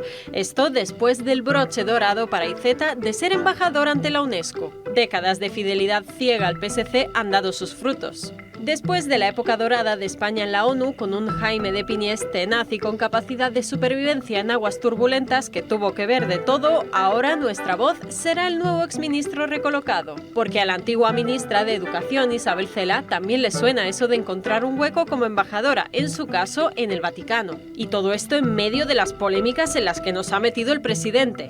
Rompemos relaciones con Argelia, tenemos un tira y afloja con Marruecos, ahora también con Israel y con Italia, sumado a la malísima imagen del Estado de Derecho español que tienen en Bruselas. The decisions taken by Sánchez government hit these values at heart. We cannot and will not allow our common values to be put at risk. Y con Pedro Sánchez cada vez más aislado y con una imagen completamente erosionada, el presidente necesita un muy buen as en la manga para que nuestro país salga de la irrelevancia internacional. Y que va a ser que no. Y que va a ser que no. Bueno, aquí el que más sabe de instituciones internacionales, porque se las ha currado, es Juan Antonio de Castro, claro. Y oye, que no es moco de pavo esto. No, bueno, que cojan a un exministro y vamos, que lo manden de embajador, pues es bueno, lo que se ha hecho siempre. Es exministro por casualidad, pues, porque ha sido ministro ¿cuánto tiempo? Nadie recuerda que haya sido ministro. Y que además no ha protagonizado nada. Que había que compensarle. Primero hay que compensarle con algo. Luego, el hecho de ser embajador, vamos a ver, embajador ante la ONU, pues todavía puedes pensar, bueno, desde luego es un cargo por compensación política, lo que quieras, pero bueno, una cierta relevancia, Nueva York, el Consejo de Seguridad, pues sí, estar ahí y tiene algo que hacer. Pero ya desde luego lo de mandar a Iceta a la embajada de la UNESCO, yo sé que se piensa la gente que es la UNESCO, ¿no? Es una organización olvidada. Sí, totalmente. En este momento, salvo que cuando vas a ver algún monumento por aquí te dicen que es patrimonio de la UNESCO, aparte de esa actividad que oyes todavía, yo no oigo absolutamente nada de lo que hace la UNESCO. La UNESCO incluso es bastante irrelevante, si no me equivoco, en la Agenda 2030, pero luego no se la oye prácticamente actuar, no es de las activas, ¿no? En las que podríamos decir está jugando activamente o está siendo manejada por los globalistas o demás. Y luego ser embajador en París en la UNESCO, bueno, no tenemos que olvidar que París y Ginebra tienen del orden que a mí me parece una barbaridad, que yo quiero empezar a gastar menos. Es decir, que este país, que en España tengamos casi 4 o 5 embajadores españoles ante los organismos internacionales, uno para los organismos, uno para la OMC, el otro para la Organización Mundial del Trabajo, el otro para... Y vas allí y uno en París, uno para la UNESCO, uno para la OCDE, uno ante Francia y uno ante tal, y al final te vas que en cada una de estas grandes ciudades tenemos 5 embajadores con unos sueldazos bestiales, coches oficiales, sedes que hay que comprar, gastos, unos sueldos millonarios. ¿Para qué? ¿Para qué? Si con un embajador en París valdría y un buen equipo para cubrir todas las organizaciones. Es ganas de tirar el dinero como lo ha hecho las famosas embajadas catalanas o todas las tonterías que hace este país tirando que se han multiplicado, por cierto, me contó Sergio Fidalgo ayer. Que se han multiplicado. Es impresionante, y en coste. Sí. Y luego la relevancia de España, pues mucho más baja que lo ha sido siempre. Decimos siempre, para mejorar la relevancia de España. No, España ha sido relevante a nivel internacional. España ha sido muy relevante a nivel internacional, pero en todas las épocas. En las épocas incluso de Piniés, en las épocas de después, y en las épocas de la democracia, porque se han hecho cosas buenas, importantes, con muchos gobiernos en este país. Cuando empieza a ser irrelevante, realmente a partir de la época de Zapatero empieza a reírse de nuestro gobierno, y ahora se van a reír aún más, y con las barbaridades que hacemos, pues va a ser un desastre, ¿no? Y somos irrelevantes, o vamos a ser irrelevantes ahora, porque precisamente no estamos ni hemos tenido la capacidad de entrar en el meollo de los grupos privilegiados. En estas negociaciones, estos organismos, tienes que ser del grupito. Y o te interesas por los temas realmente o te quedas fuera. Y tienes que conocer a la gente y tienes hacer que lobby. conocerlos. O sea, el primer embajador español ante la ONU, cuando por fin ya nos dejan entrar, que es el 50 y ¿qué? 57 me parece que es. O 55, no me acuerdo. Por 55, ahí. 55. Es Lequerica, José Félix de Lequerica. El mismo, por cierto, que es el que manda los telegramas y tal para rescatar por ahí judíos, ¿verdad? Y que no los matara durante la Segunda Guerra Mundial. Y este llevaba montando un lobby pro-español en Washington desde el final de la Segunda Guerra Mundial. Claro. Gracias a él llegan los primeros créditos, bajo cuerda, etcétera. Bueno, que de tío de peso y a una carrera política importante además antes. Es decir, que si al final lo importante de ser embajador ante la ONU no es la ONU, es la cantidad de lobbies que están allí juntos. Y tienes que conocer a la gente y hablar con unos y con otros. Y no luego sé qué. tienes que tener un marcado internacional. O sea, que yo no sé hasta qué punto... Bueno, sí, que si tú si mandas la tarjeta a alguien, sepa, en fin, quién eres. Pero sobre todo que tendrás que saber movilizar a la gente. Tú tienes que estar en el meollito de los 5, que siempre, la noche antes de la plenaria, son los que deciden el texto que va a ir a plenaria. Y si no estás en el grupo de los 5, no eres nadie. Y si España no consigue eso en cada una de las organizaciones y negociaciones que tiene, pues se queda fuera. Y desde luego yo creo que estamos pasando los peores momentos a nivel de nuestro sector exterior y nuestra diplomacia, cuando hemos tenido una diplomacia muy válida. Y una diplomacia que se ha ocupado de las cosas. Hemos llevado a la presidencia de la Unión Europea de manera muy activa en los organismos internacionales en Ginebra. Hay embajadores de muchísimo prestigio que lo han llevado fantásticamente y hemos cambiado las cosas muchas veces en Ginebra y en muchos organismos. Sí, señor. Y tanto con Felipe González como con Aznar se llevó la cuestión de las cumbres iberoamericanas de jefes muy lejos. No. Con los dos. PSOE y con el PP, no quiero decir que, hombre, había una inercia de país relativamente importante. No hablemos ya de los embajadores que llevaron la negociación en Bruselas con la entrada en la Comunidad Europea. O sea, aquí hemos tenido un sector, digamos, un cuerpo diplomático y unos negociadores de muchísimo nivel, de altísimo nivel, muy respetados en Europa. Es como todo lo que están diciendo. Por cierto, a ver si traemos una noche a García Valdecasas, hombre, que llevo un montón de tiempo esperando que a ver si coincidimos, que tiene muchísimo que decir sobre el tema de Oriente Próximo, y si nos estás viendo, Ignacio, un abrazo fortísimo. Y es gente que se lo preparaba, es gente que se lo preparaba y que preparaba sus grupos, que eran profesionales de la diplomacia. Carlos, perdona.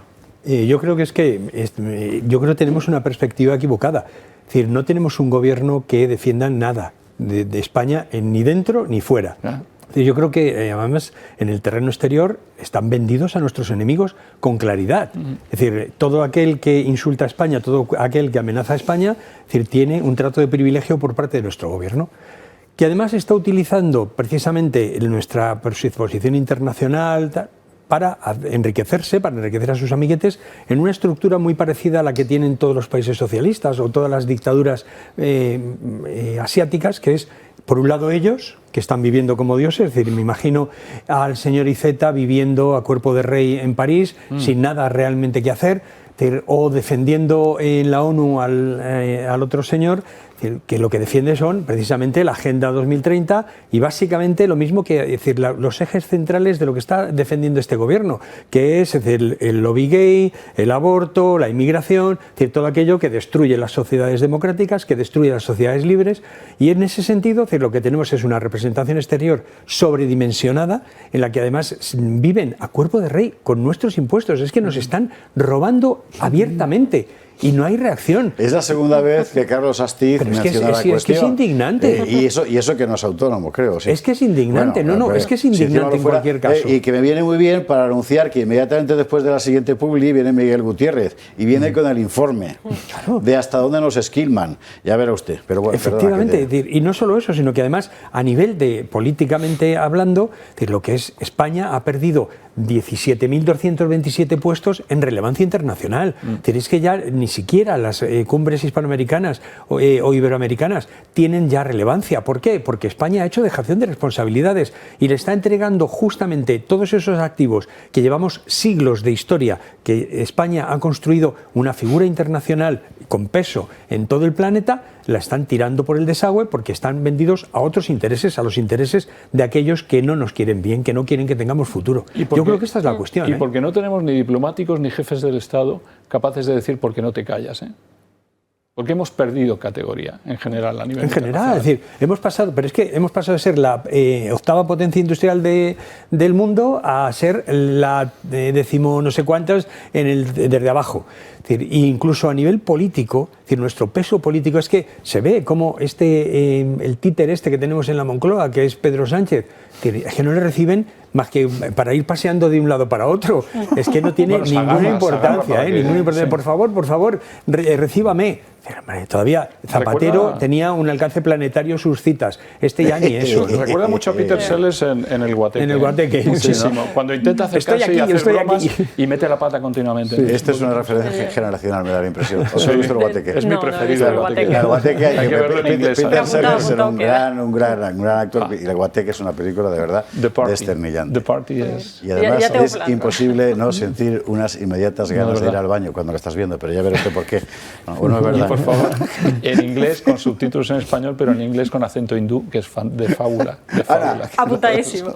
Hombre, yo creo que poner a Miquel Iceta y a Héctor Gómez como embajadores significa, teniendo en cuenta que son decisiones unilaterales del gobierno, significa decir, somos España y esto es lo mejor que tenemos para que nos represente del extranjero. Claro. Porque tú me dirás los logros que tiene, no ya Héctor Gómez, que ha estado 2 meses de ministro, sino Miquel Iceta. ¿Cuál ha sido el logro de Miquel Iceta? ¿El bono cultural? ¿O ha sido señalar a un periodista del diario El País precisamente cuando dijo, oiga, Tezanos, es que con los datos que usted ha sacado en la encuesta no sale esto que usted dice? A mí esto sí que me da la sensación de que da muy mala imagen para España en el exterior. Y he leído que hay gente que lo comparaba con el beso de Rubiales a Jenny Hermoso, que eso sí que daba mala imagen en el exterior. Digo, ostras, mira que ha llovido. Ana, tienes que dejar Twitter, de verdad. Vivo ahí. Pero claro, digo, ostras, no, me parece esto muchísimo peor. Tener a Miquel Iceta en la UNESCO y tener a Héctor Gómez en la ONU cuando ha estado Agustín Santos antes.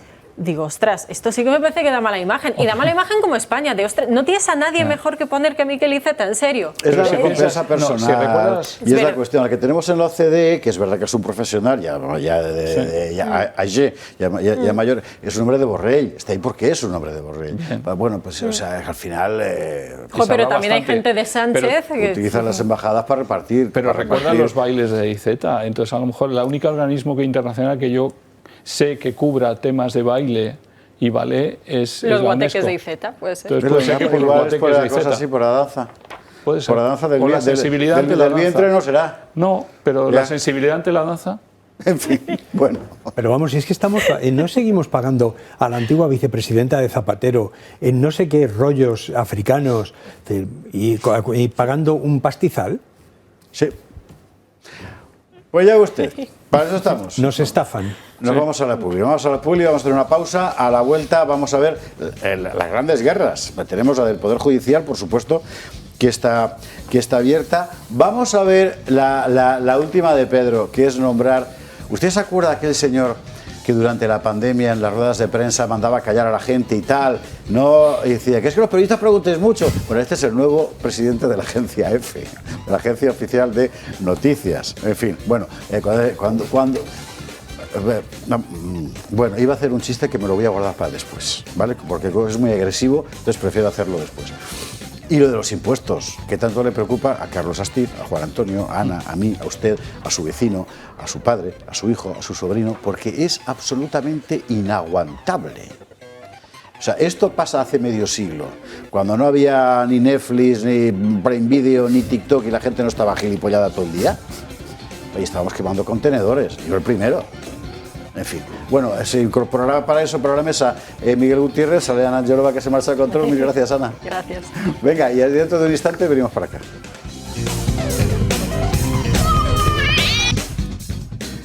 Estamos de vuelta, segunda parte del Gato al Agua, segunda parte digo porque abrimos mesa nueva, se marcha Ana Angelova, entra Miguel Gutiérrez. Muy buenas noches, Miguel, ¿qué tal? José Javier, muy buenas. Con cierta preocupación, ¿no?, por digamos, la inacción del Partido Popular en cuanto a lo que estamos viviendo, ¿no? En cuanto ya no solo a la amnistía, sino a esa colonización constante de las instituciones que está llevando a cabo Pedro Sánchez, de los 3 poderes del Estado.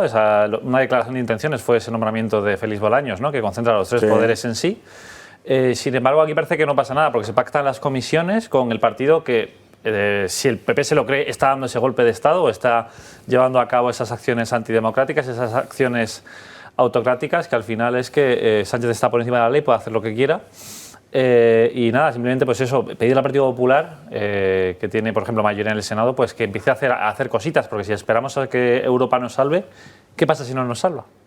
Tiene un problema de identidad el Partido Popular muy serio y dicho sea con todos los respetos. Ayer mismo en Tarragona saludé a 2 o 3 personalidades muy importantes del PP y además muy apreciables desde todos los puntos de vista. Alejandro Fernández, Lorena Roldán, en fin.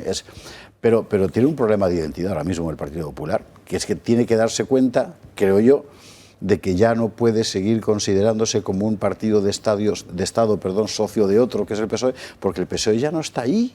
Y ellos tienen que darse cuenta. Claro, entre errores propios, ingenuidades, como decía Alejo el otro día, y luego, seguramente, la espera de alguna contraprestación, ahora mismo el panorama general del reparto de poder, de hecho, es decir, la gente que tiene las palancas del Estado en la mano se va volviendo cada vez más siniestro en el sentido, bueno, en el doble sentido del término, ¿no? Es que siniestro, porque es siniestro y además porque está a la izquierda todo. Vamos a ver, por partes. Tribunal de Cuentas. Esto es culpa del Partido Popular. Sí. Enriqueta Chiclano. Esto, que fue una propuesta del PSOE, es culpa del Partido Popular que saliera. Esta señora es la misma que ha permitido, por ejemplo, que las cuentas con Santos Cerdán de ayudante, por cierto, ¿verdad? Del gasto de 400 y pico millones de euros, creo recordar que era, de acción exterior de los golpistas catalanes, no fuera al Congreso, por ejemplo, ¿no? Que estamos hablando de cosas muy gordas, ¿eh? ¿Para quién controla las cuentas? Una persona puesta por el poder. Es decir, el poder pone para controlar sus cuentas a una persona para que se la controle. Anda ya, torero. 2, lo de la Fiscalía.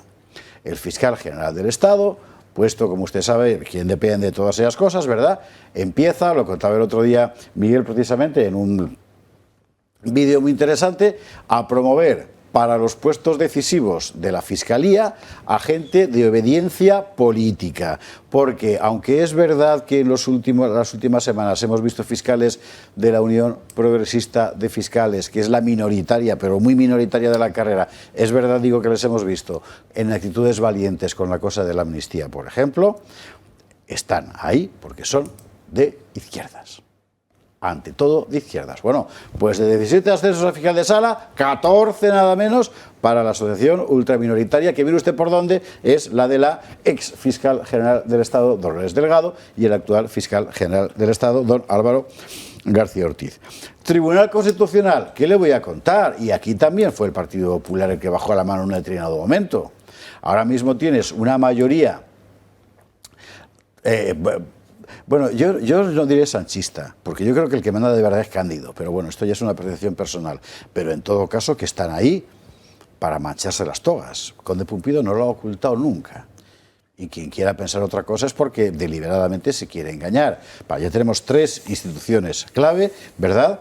Bueno, la policía, que tanto ha dado que hablar y con razón estas semanas dentro de la propia policía. Ya sabemos, nos lo contó Teresa Gómez el otro día, ¿verdad?, que el que van a poner con toda verosimilitud como número 2 de la poli y por tanto el que va a mandar de verdad, pues es un señor que está haciendo méritos, ¿verdad? Y la forma de hacer méritos era reprimir salvajemente a los manifestantes de Ferraz.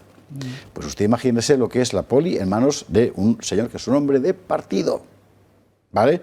Lo último, lo de la agencia F ya no tiene nombre. Vamos a ver. La agencia F es la agencia oficial de noticias.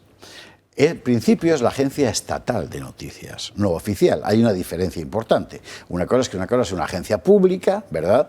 Y otra cosa es que sea la voz del gobierno. No tiene nada que ver, en principio. Es verdad que todos los gobiernos han tenido siempre al frente de F a una persona que no les era hostil. Eso es verdad. Generalmente periodistas de renombre o de carrera, y hemos conocido varios, ¿no? Pues yo, Ricardo Utrilla, si hablamos de izquierdas, Luis María Ansón, si hablamos de él mismo, Sentís, en fin, periodistas, ¿vale? O Miguel Ángel Gonzalo, en fin, discutibles, menos discutibles, pero periodistas, de carrera larga, de reconocido prestigio. Ahora te colocan a Miguel Ángel Oliver, que era el chico que hacía el local de la SER, si no me equivoco, y que se convirtió en el hombre, perdonadme, esa figura es una metáfora, ¿verdad?, en el perro de presa periodística de Pedro Sánchez durante la pandemia. Jefe de la agencia EFE. El chiste que iba a hacer antes con la F era que ahora iba a ser F de fake, ¿no? Porque va a ser la opinión ¿de quién? Del gobierno. Ostras, la agencia F. A mí me duele particularmente, a usted igual le da lo mismo y lo entiendo, ¿eh?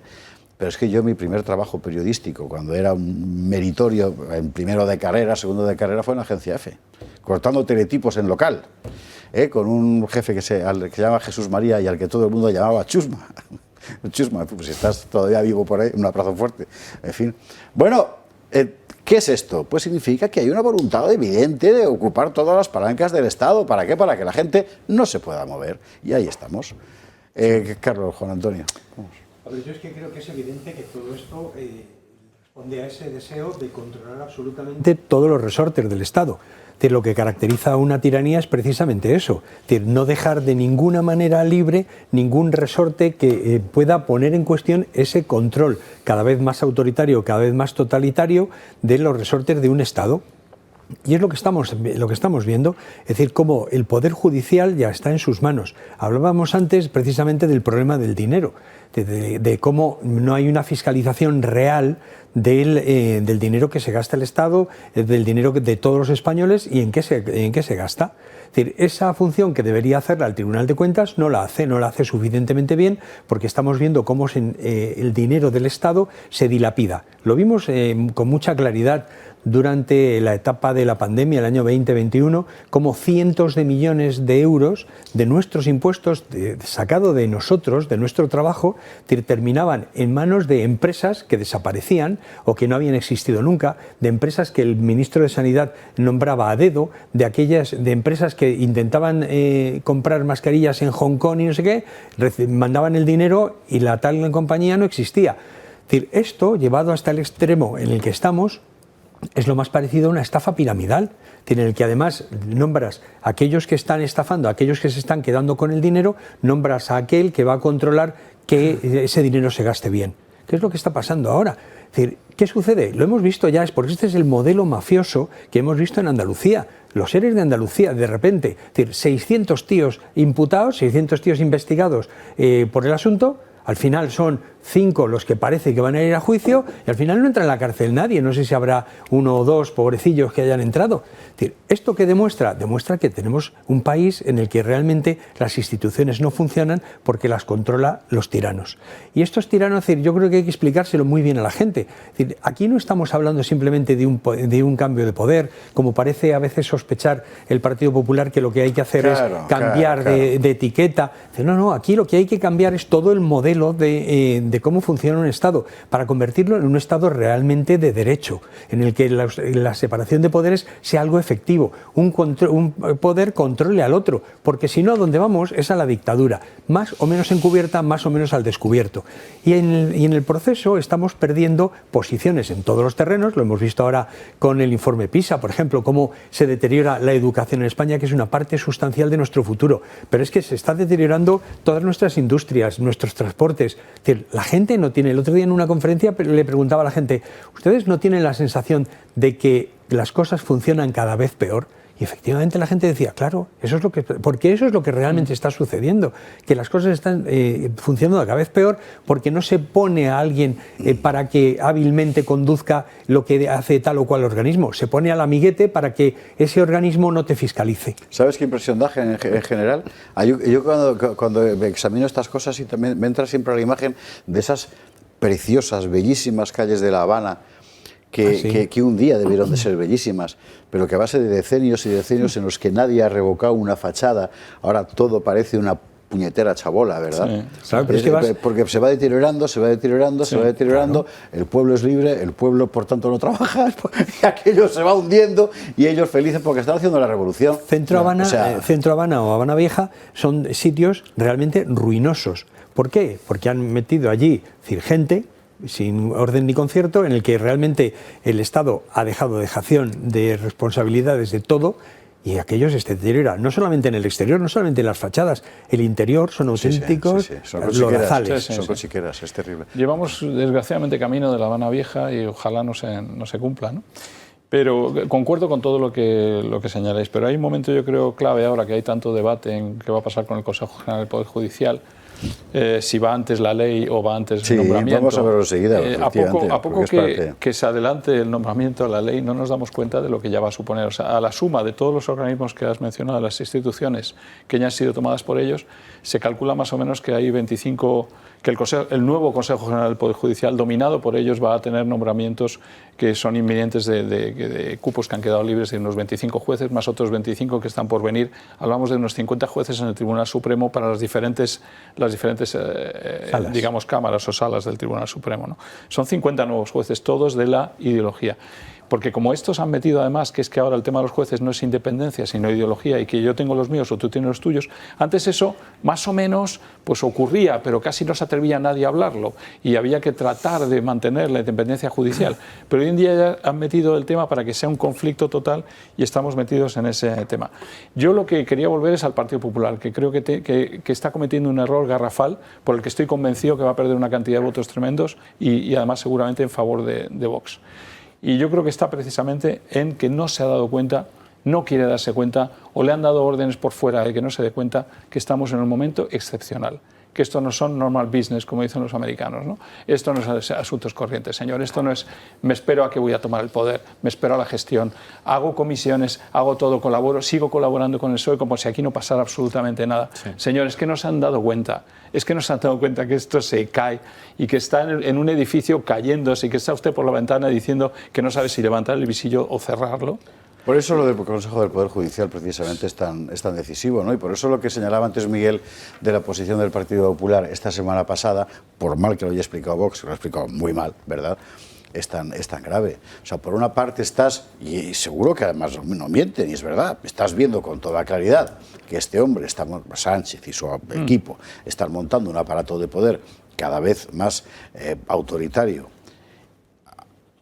antidemocrático, claro. Y al mismo tiempo en las Cortes estás de compadreo con el objetivo estratégico a corto plazo de ser tú la única oposición. Exacto. Joder, pues si lo que quieres es ser la única oposición toda la vida, para eso, ¿qué quieres que te diga? Pues para este viaje...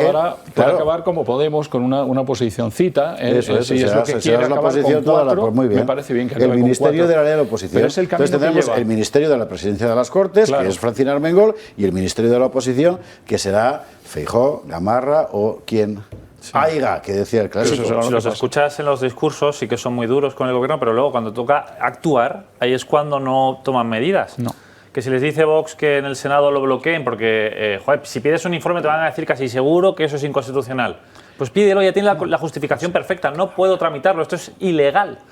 Tan fácil como eso, pero claro, es que hay que recordar, como bien ha hecho Esparza, que el Tribunal de Cuentas, por ejemplo, o el Tribunal Constitucional se lo entregó el Partido Popular al Partido Socialista, pensando, yo creo que estaban a lo mejor negociando con alguien legal, con Sánchez, cuando luego ya Pons se dio cuenta de que les habían engañado totalmente con el Constitucional. Pero es que es así con todo, o sea, ¿en qué cabeza cabe que, por ejemplo, en los ascensos de fiscales, una asociación que es el 8% de los fiscales se lleve el 85% de los ascensos? ¿No hay acaso fiscales de corte conservador que sean buenos? ¿No? Ha sido casualidad. Pues no, a esto PP no le parece grave, ¿no? La policía igual, es que así con todo. Y hay que recordar a la agencia EFE, que lo hemos comentado, que es que la agencia EFE, muchas noticias que se leen en Internet, por ejemplo, son los teletipos tal cual que manda EFE. Exactamente. Y los va a leer en cualquier medio así. Sí, eso está muy bien observado, porque efectivamente usted tenga en cuenta una cosa. Antiguamente, cuando éramos jóvenes Carlos y yo, y Juan Antonio era un hombre libre que no se dedicaba al periodismo, ¿verdad? Generalmente uno iba a buscar la información. Era complicado, en fin, tenías que buscar aquí y allá, llamabas, no sé qué. Ahora, la mayor parte del tiempo, por supuesto que hay periodistas que hacen esto también todavía, pero la mayor parte del tiempo, la mayor parte del trabajo consiste fundamentalmente en cortar, en su caso traducir, que además ahora te lo hace el ordenador, ¿verdad? Y pegar información que recoges por ahí fuera de los dispensadores internacionales de información, que son 5 o 6 agencias en todo el mundo. Y en el caso de España, muy particularmente, F. Y ocasionalmente Europa Press, que los periódicos se coge tal cual y se corta y se pega. Sí, y sí. ya está. De hecho, te lo ponen. Con Europa lo cual Press o F o... te conviertes en el que le está contando a la gente lo que pasa en el mundo, aunque no pase. Por eso es tan importante. Claro. Bueno, lo de los jueces. Lo de los jueces vamos a verlo con un poquito de atención. Es muy importante, aunque luego veremos lo de los impuestos.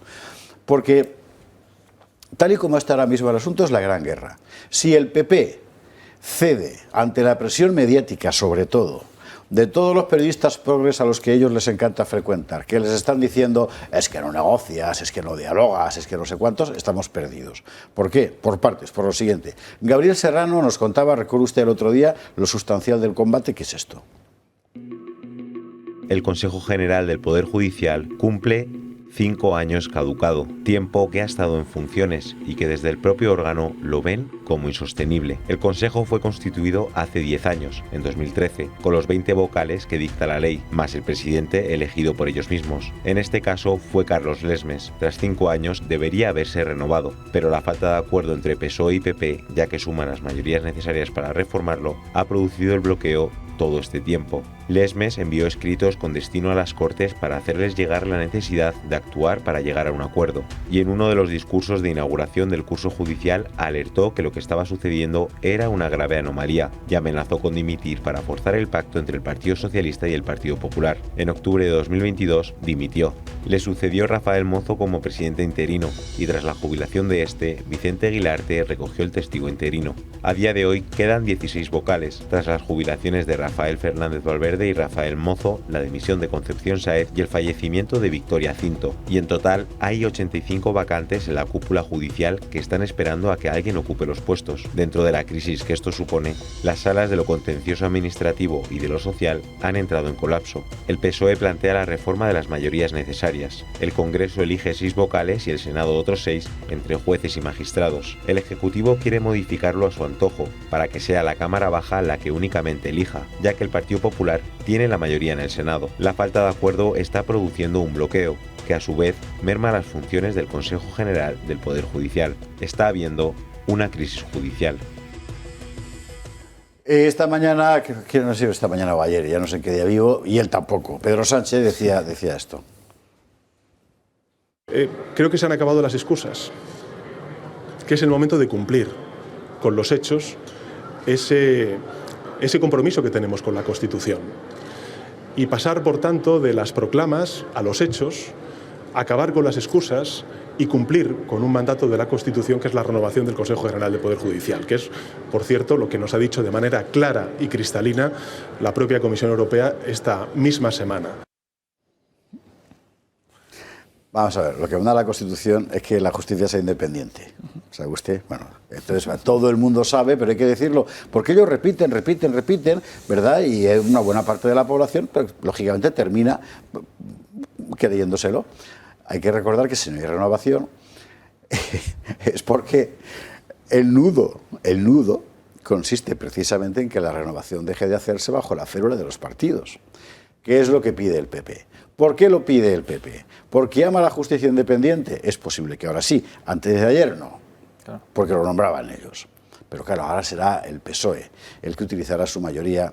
Reacción de Feijóo sobre el mismo asunto, era esta. Nuestro proyecto es muy claro. Nuestro proyecto es garantizar la independencia del Poder Judicial. El proyecto del Gobierno es controlar el Poder Judicial. Espero que el Gobierno vaya cambiando su postura, porque defender la independencia del Poder Judicial es lo que defiende la Constitución. Controlar el Poder Judicial es justamente lo que rechaza la Constitución. Vale, entonces se van todos a Europa. Y ahí está Reinders, que en realidad le dice a cada uno lo que quiere oír, porque da a los dos la razón al mismo tiempo. ¿Qué es lo que está pasando de verdad? No lo podemos saber. Porque es verdad que en el mundo bruselés, ¿verdad?, una cosa es lo que está en la superficie y luego lo que está por debajo, que suelen ser escualos o saurios, como decía Alejo en el mensaje que nos ha mandado hoy. Pero el otro día veíamos, por ejemplo, la actual ministra de Exteriores, creo que es búlgara, en nombre del Grupo Popular del Parlamento Europeo, hablando en términos muy serios sobre el asunto. Por lo mismo que decía Alejo al principio del programa en el texto que hemos leído. Es que esto le crea un problema a Bruselas, claro. Bueno, no sé si tenemos, aunque solo sea un fragmento, un poquito nada más, de la ministra Gabriel, la ministra búlgara. ¿Podemos escuchar un poquitín? Vamos con ello. Déjame ser muy clara. La Unión Europea es una unión de valores. Estos valores son comunes a todos los Estados miembros europeos según el artículo 2 del Tratado de la Unión Europea. Y el Estado de Derecho está del lado de la libertad, la democracia y el respeto a los derechos humanos. El Estado de Derecho se dice el núcleo de nuestra unidad. Por lo tanto, defender el principio del Estado de Derecho es esencial para hacer creíble a nuestra Unión. El Estado de Derecho es una causa noble que hay que defender a toda costa. La independencia de los sistemas judiciales no es negociable. No se puede sacrificar para simplemente ganar más votos para formar una mayoría gubernamental. En este sentido, estoy profundamente preocupada por el deterioro del Estado de Derecho en España tras el intento de los socialistas de ganar apoyo a los separatistas catalanes. España solía ser admirada y valorada por el respeto a la democracia y el Estado de Derecho. Las decisiones tomadas por el gobierno de Sánchez no tienen en cuenta estos valores.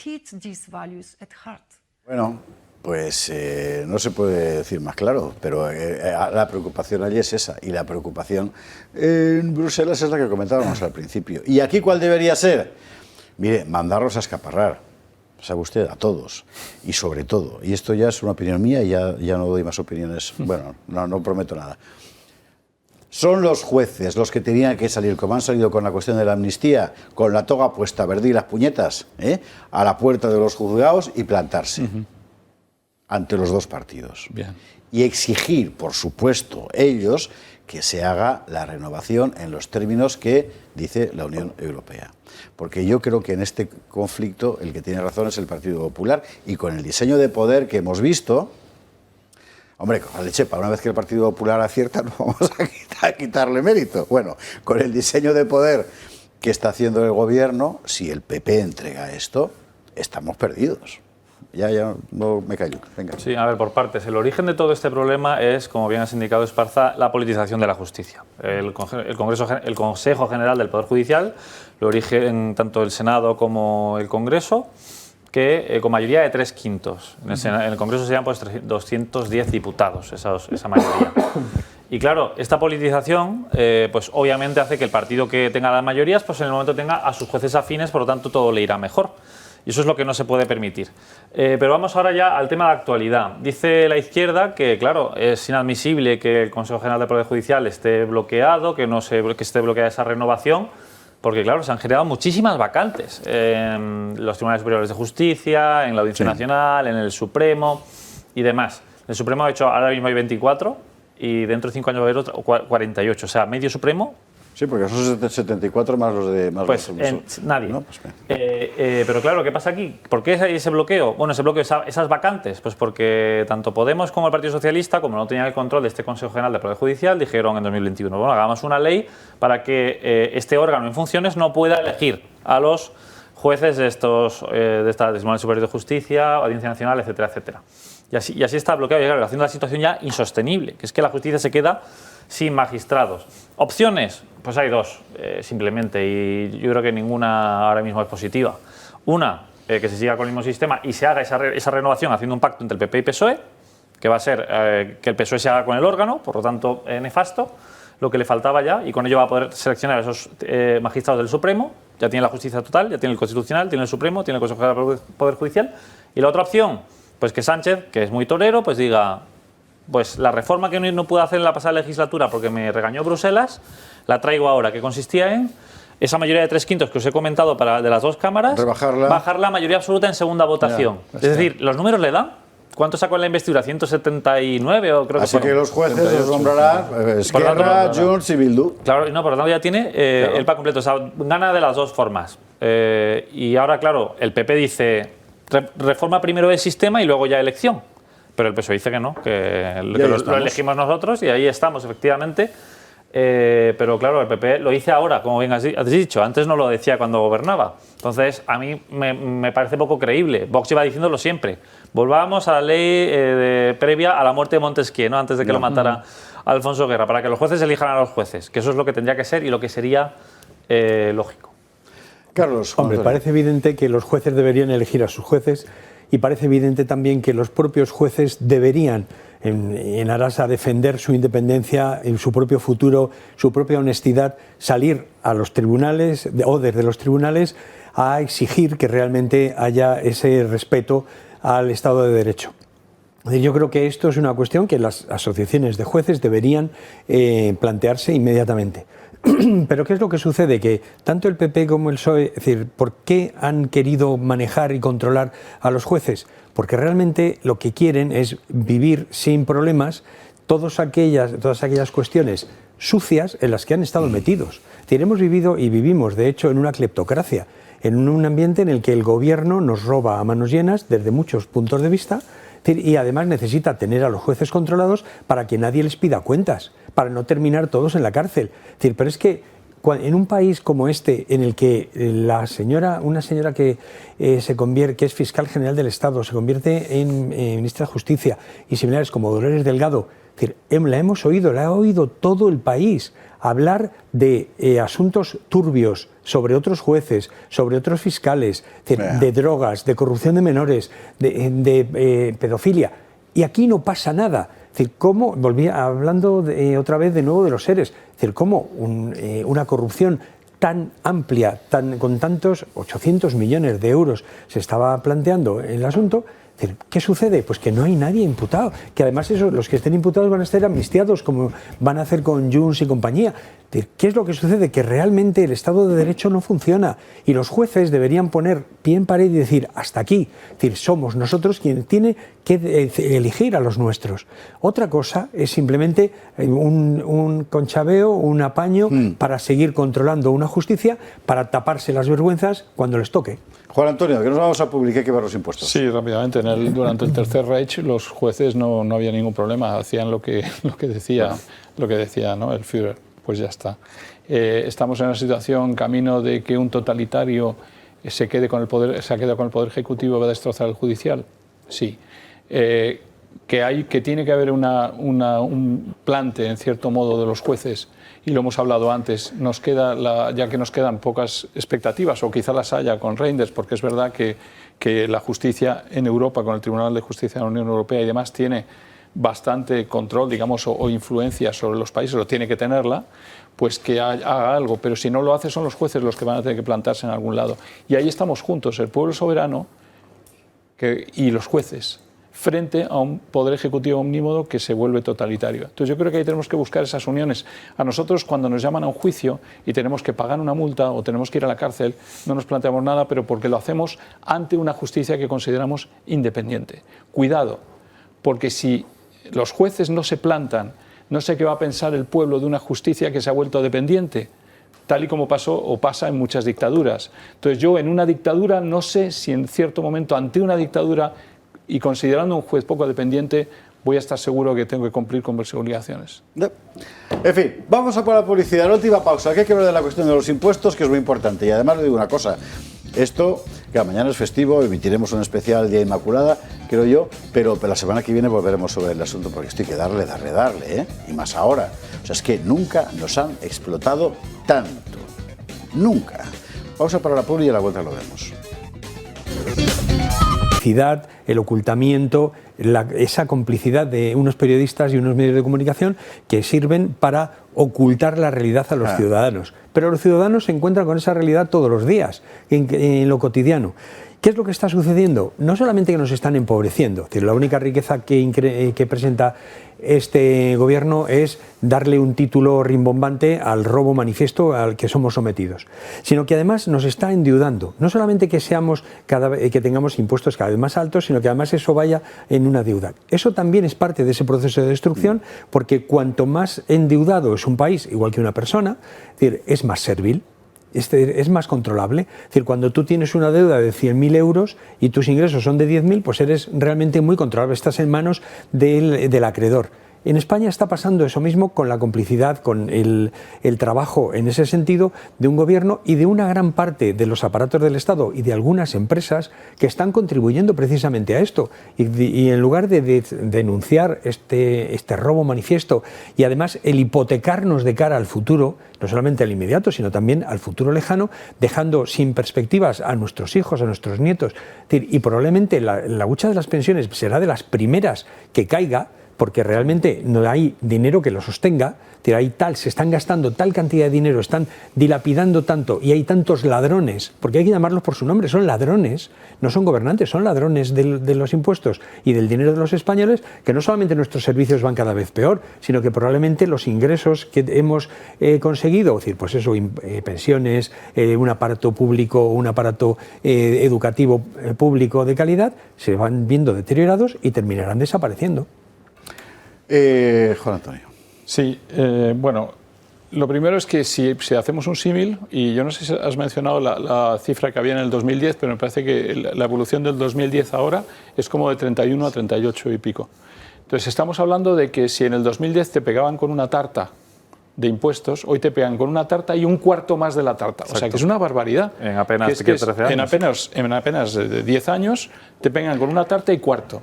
O sea, hemos aumentado una cuarta parte el peso fiscal sobre nosotros. Segundo tema, aquí no se trata de que, bueno, es que la excusa de los socialistas, no es que como nos estamos acercando, estamos muy por debajo todavía. Estamos todavía debajo de la media europea.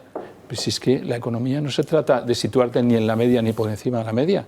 Es que es muy posible y muy seguro, además, que los grandes países que están logrando de verdad buenos acelerones están bastante por debajo de la media. Entonces, pensando en Irlanda, que seguramente está muy por abajo, o otros países. ¿Por qué? Porque puedes limpiar tus cuentas, hacer más atractivos, dar más atractivos a la atracción de inversiones de otra manera, utilizar tus fondos de otra manera y hacer unos gastos y sobre todo, darle pocos impuestos, digamos, al que quiere invertir o al que quiere o a las familias que quieren gastarse y en el caso su de dinero que mejor. optes por una política de impuestos altos, gastarte bien lo que estás recaudando. Exacto. Porque y luego, es la segunda parte del problema, claro. Esa es la Aquí segunda tienes parte. lo que tienes. El informe PISA es evidente. Ahí está. Anda que no he visto yo a esta gente. Perdóname, Juan. No, es que, sí. es que me tienes toda la razón. Me encocora, que diría Enrique Calvet, este asunto.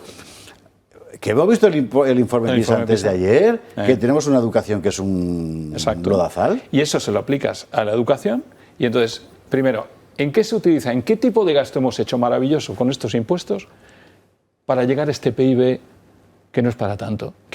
¿Cuál ha sido el gran esto? Y para encontrarnos con el paro que tenemos. Tito Berni. ¿Cuál es? Pues ya está. Segundo, educación. O sea, PISA, claro. Ya está, demostrado. ¿En qué? Sanidad, ¿cuál es el efecto? Esta lista de esperas ¿Cuál es el efecto de tu gasto? Son Ninguno. 4 meses de media, claro. Entonces, ¿para qué me aumentas los impuestos? Para no tener ningún efecto en el gasto, en el crecimiento y en la educación. Y ahora añado clientelismo. Medio ambiente. Bueno, medio ambiente, sí. Agenda 2030, todo lo demás, el tema climático, el impuesto sobre la gasolina, los impuestos que siempre tienen razones verdes, el condicionamiento de todas nuestras empresas con los permisos de CO2 y todo lo demás. Toda esa historia. La liquidación del campo, del agua. ¿Para qué la falsedad del cambio climático? Simplemente para hacerse los bolsillos estos gobiernos europeos que están obsesionados. Pero a mí cada vez me gusta más la expresión de Lorenzo Ramírez de la soga verde. Es la soga verde. Es la soga verde. Es la soga verde. Ellos tienen muchísimo más poder sobre nosotros, como decías, Carlos, tienen ya un control sobre nosotros, pero sobre todo tienen unos fajos para mantenerse en el poder, hacer todo lo que quieren y controlar cada vez más el Estado. En el fondo es una maquinaria de hacer eso. Ya nadie se cree, y por las demostraciones que hay últimamente y demás, nadie se cree que este cambio climático y que los gastos en transición ecológica son necesarios, ni mucho menos. Entonces es puro quitarnos dinero. Y por supuesto, seamos eficientes, o sea, se puede hacer todo con menos impuestos y se puede gastar de manera más eficiente y tener más impacto. Y este gobierno no lo ha demostrado para nada. Es un desastre. Sí, bueno, y por recoger lo de la transición ecológica, que no hemos avanzado tampoco en ese tema como para que esa movilidad pueda ser eléctrica, porque es que ahora mismo sigue siendo inviable. O sea, es que no está haciendo para nada esto, claro, porque es más recaudación de hecho récord. ¿Dónde está la correspondencia? Voy a contar un secreto. Esta mañana estábamos Miguel y yo viendo el tema, claro, a ver cómo lo contábamos, ¿no? Y me he quedado sin mandarle 2 cosas que tenía. Porque si no, el informe habría sido ya para marcharse esta misma noche, coger la mochila y marcharse a cualquier lado a descansar. Es que tú has, estudiándote la materia esta mañana, has ido poniendo uno detrás de otro. Ya no es solo el IRPF. Si encima eres autónomo, ya ni te cuento. ¿no? Bueno, es que además tienes la cantidad de impuestos que tienes que pagas, de hecho, en cada tramo, como muy bien has explicado, de tu propio salario por diferentes cosas, que te van quitando a ti o a la empresa. Claro, la empresa eso es importante. La gente no se da cuenta, pero... En los 2 casos, al final el perjudicado eres tú. Y tú puedes decir, bueno, vale, pero tengo... Como ocurría hace tiempo en los países escandinavos, ¿no? Pues tengo una educación como jamás. O tengo una sanidad que es que... O es que tengo unas fuerzas armadas que, madre mía. Pero es que encima todo lo que tenemos es una mierda. Pero claro, ¿dónde va el dinero? Esa es la auditoría que habría que hacer. Para ver el despilfarro ideológico que se hace y de comprar gente. Claro, ¿cómo saca Pedro Sánchez casi 8 millones de votos? Claro, así. Pero ¿con nuestro dinero? No, pero desde luego lo que te planteas es que la buena noticia de toda esta historia es que hay espacio para cambiar de política. Es decir, que si con las europeas y más adelante cambian estos gobiernos y cambia la unidad y nos quitamos la transición ecológica, ¿sabéis la cantidad de dinero que podemos reinvertir en cosas prácticas? El que venga en los nuevos gobiernos que vendrán, porque estoy seguro que vendrán, porque esto se caerá por sí mismo, estoy seguro, en los nuevos gobiernos tienes un espacio de actuación para liberar la economía, para acelerar, para hacer una educación mejor. O sea, es fantástico que caigan rápido y que puedan tomarlo las riendas los que de verdad quieren hacer de España. Eso no se lo plantean, ellos siguen en su sistema de más deuda, más gasto, pero hay que así hasta que la bola, bueno, no hay 3 vías, ¿no? Por una parte es verdad que es posible otra política fiscal en general. Bueno, y hay opciones políticas que están en una opción política diferente. 2, en el plano, digamos, europeo, es verdad que todo va caminando a que los estados han dicho hay que parar porque no podemos seguir poniendo la excusa del cambio climático para seguir sangrando a la gente, porque si no, el cambio climático será que toda Europa va a arder. Y ya verá usted entonces si hay cambio climático o no, ¿no? Y luego, en tercer lugar, está el de tomar en las manos la propia soberanía de la gente y decir a los políticos, se acabó.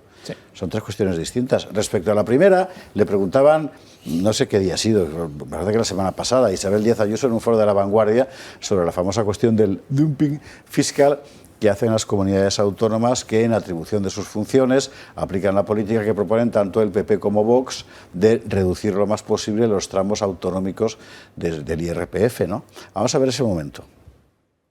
Claro, ustedes tienen un régimen fiscal un poco diferente, bastante diferente, mucho más favorable a la llegada de empresas que el que tienen otras comunidades, como por ejemplo Cataluña. ¿Esto no es hacer un poco aquello que llaman dumping o un poco trampa, si me permite, entre comillas? Háganlo aquí.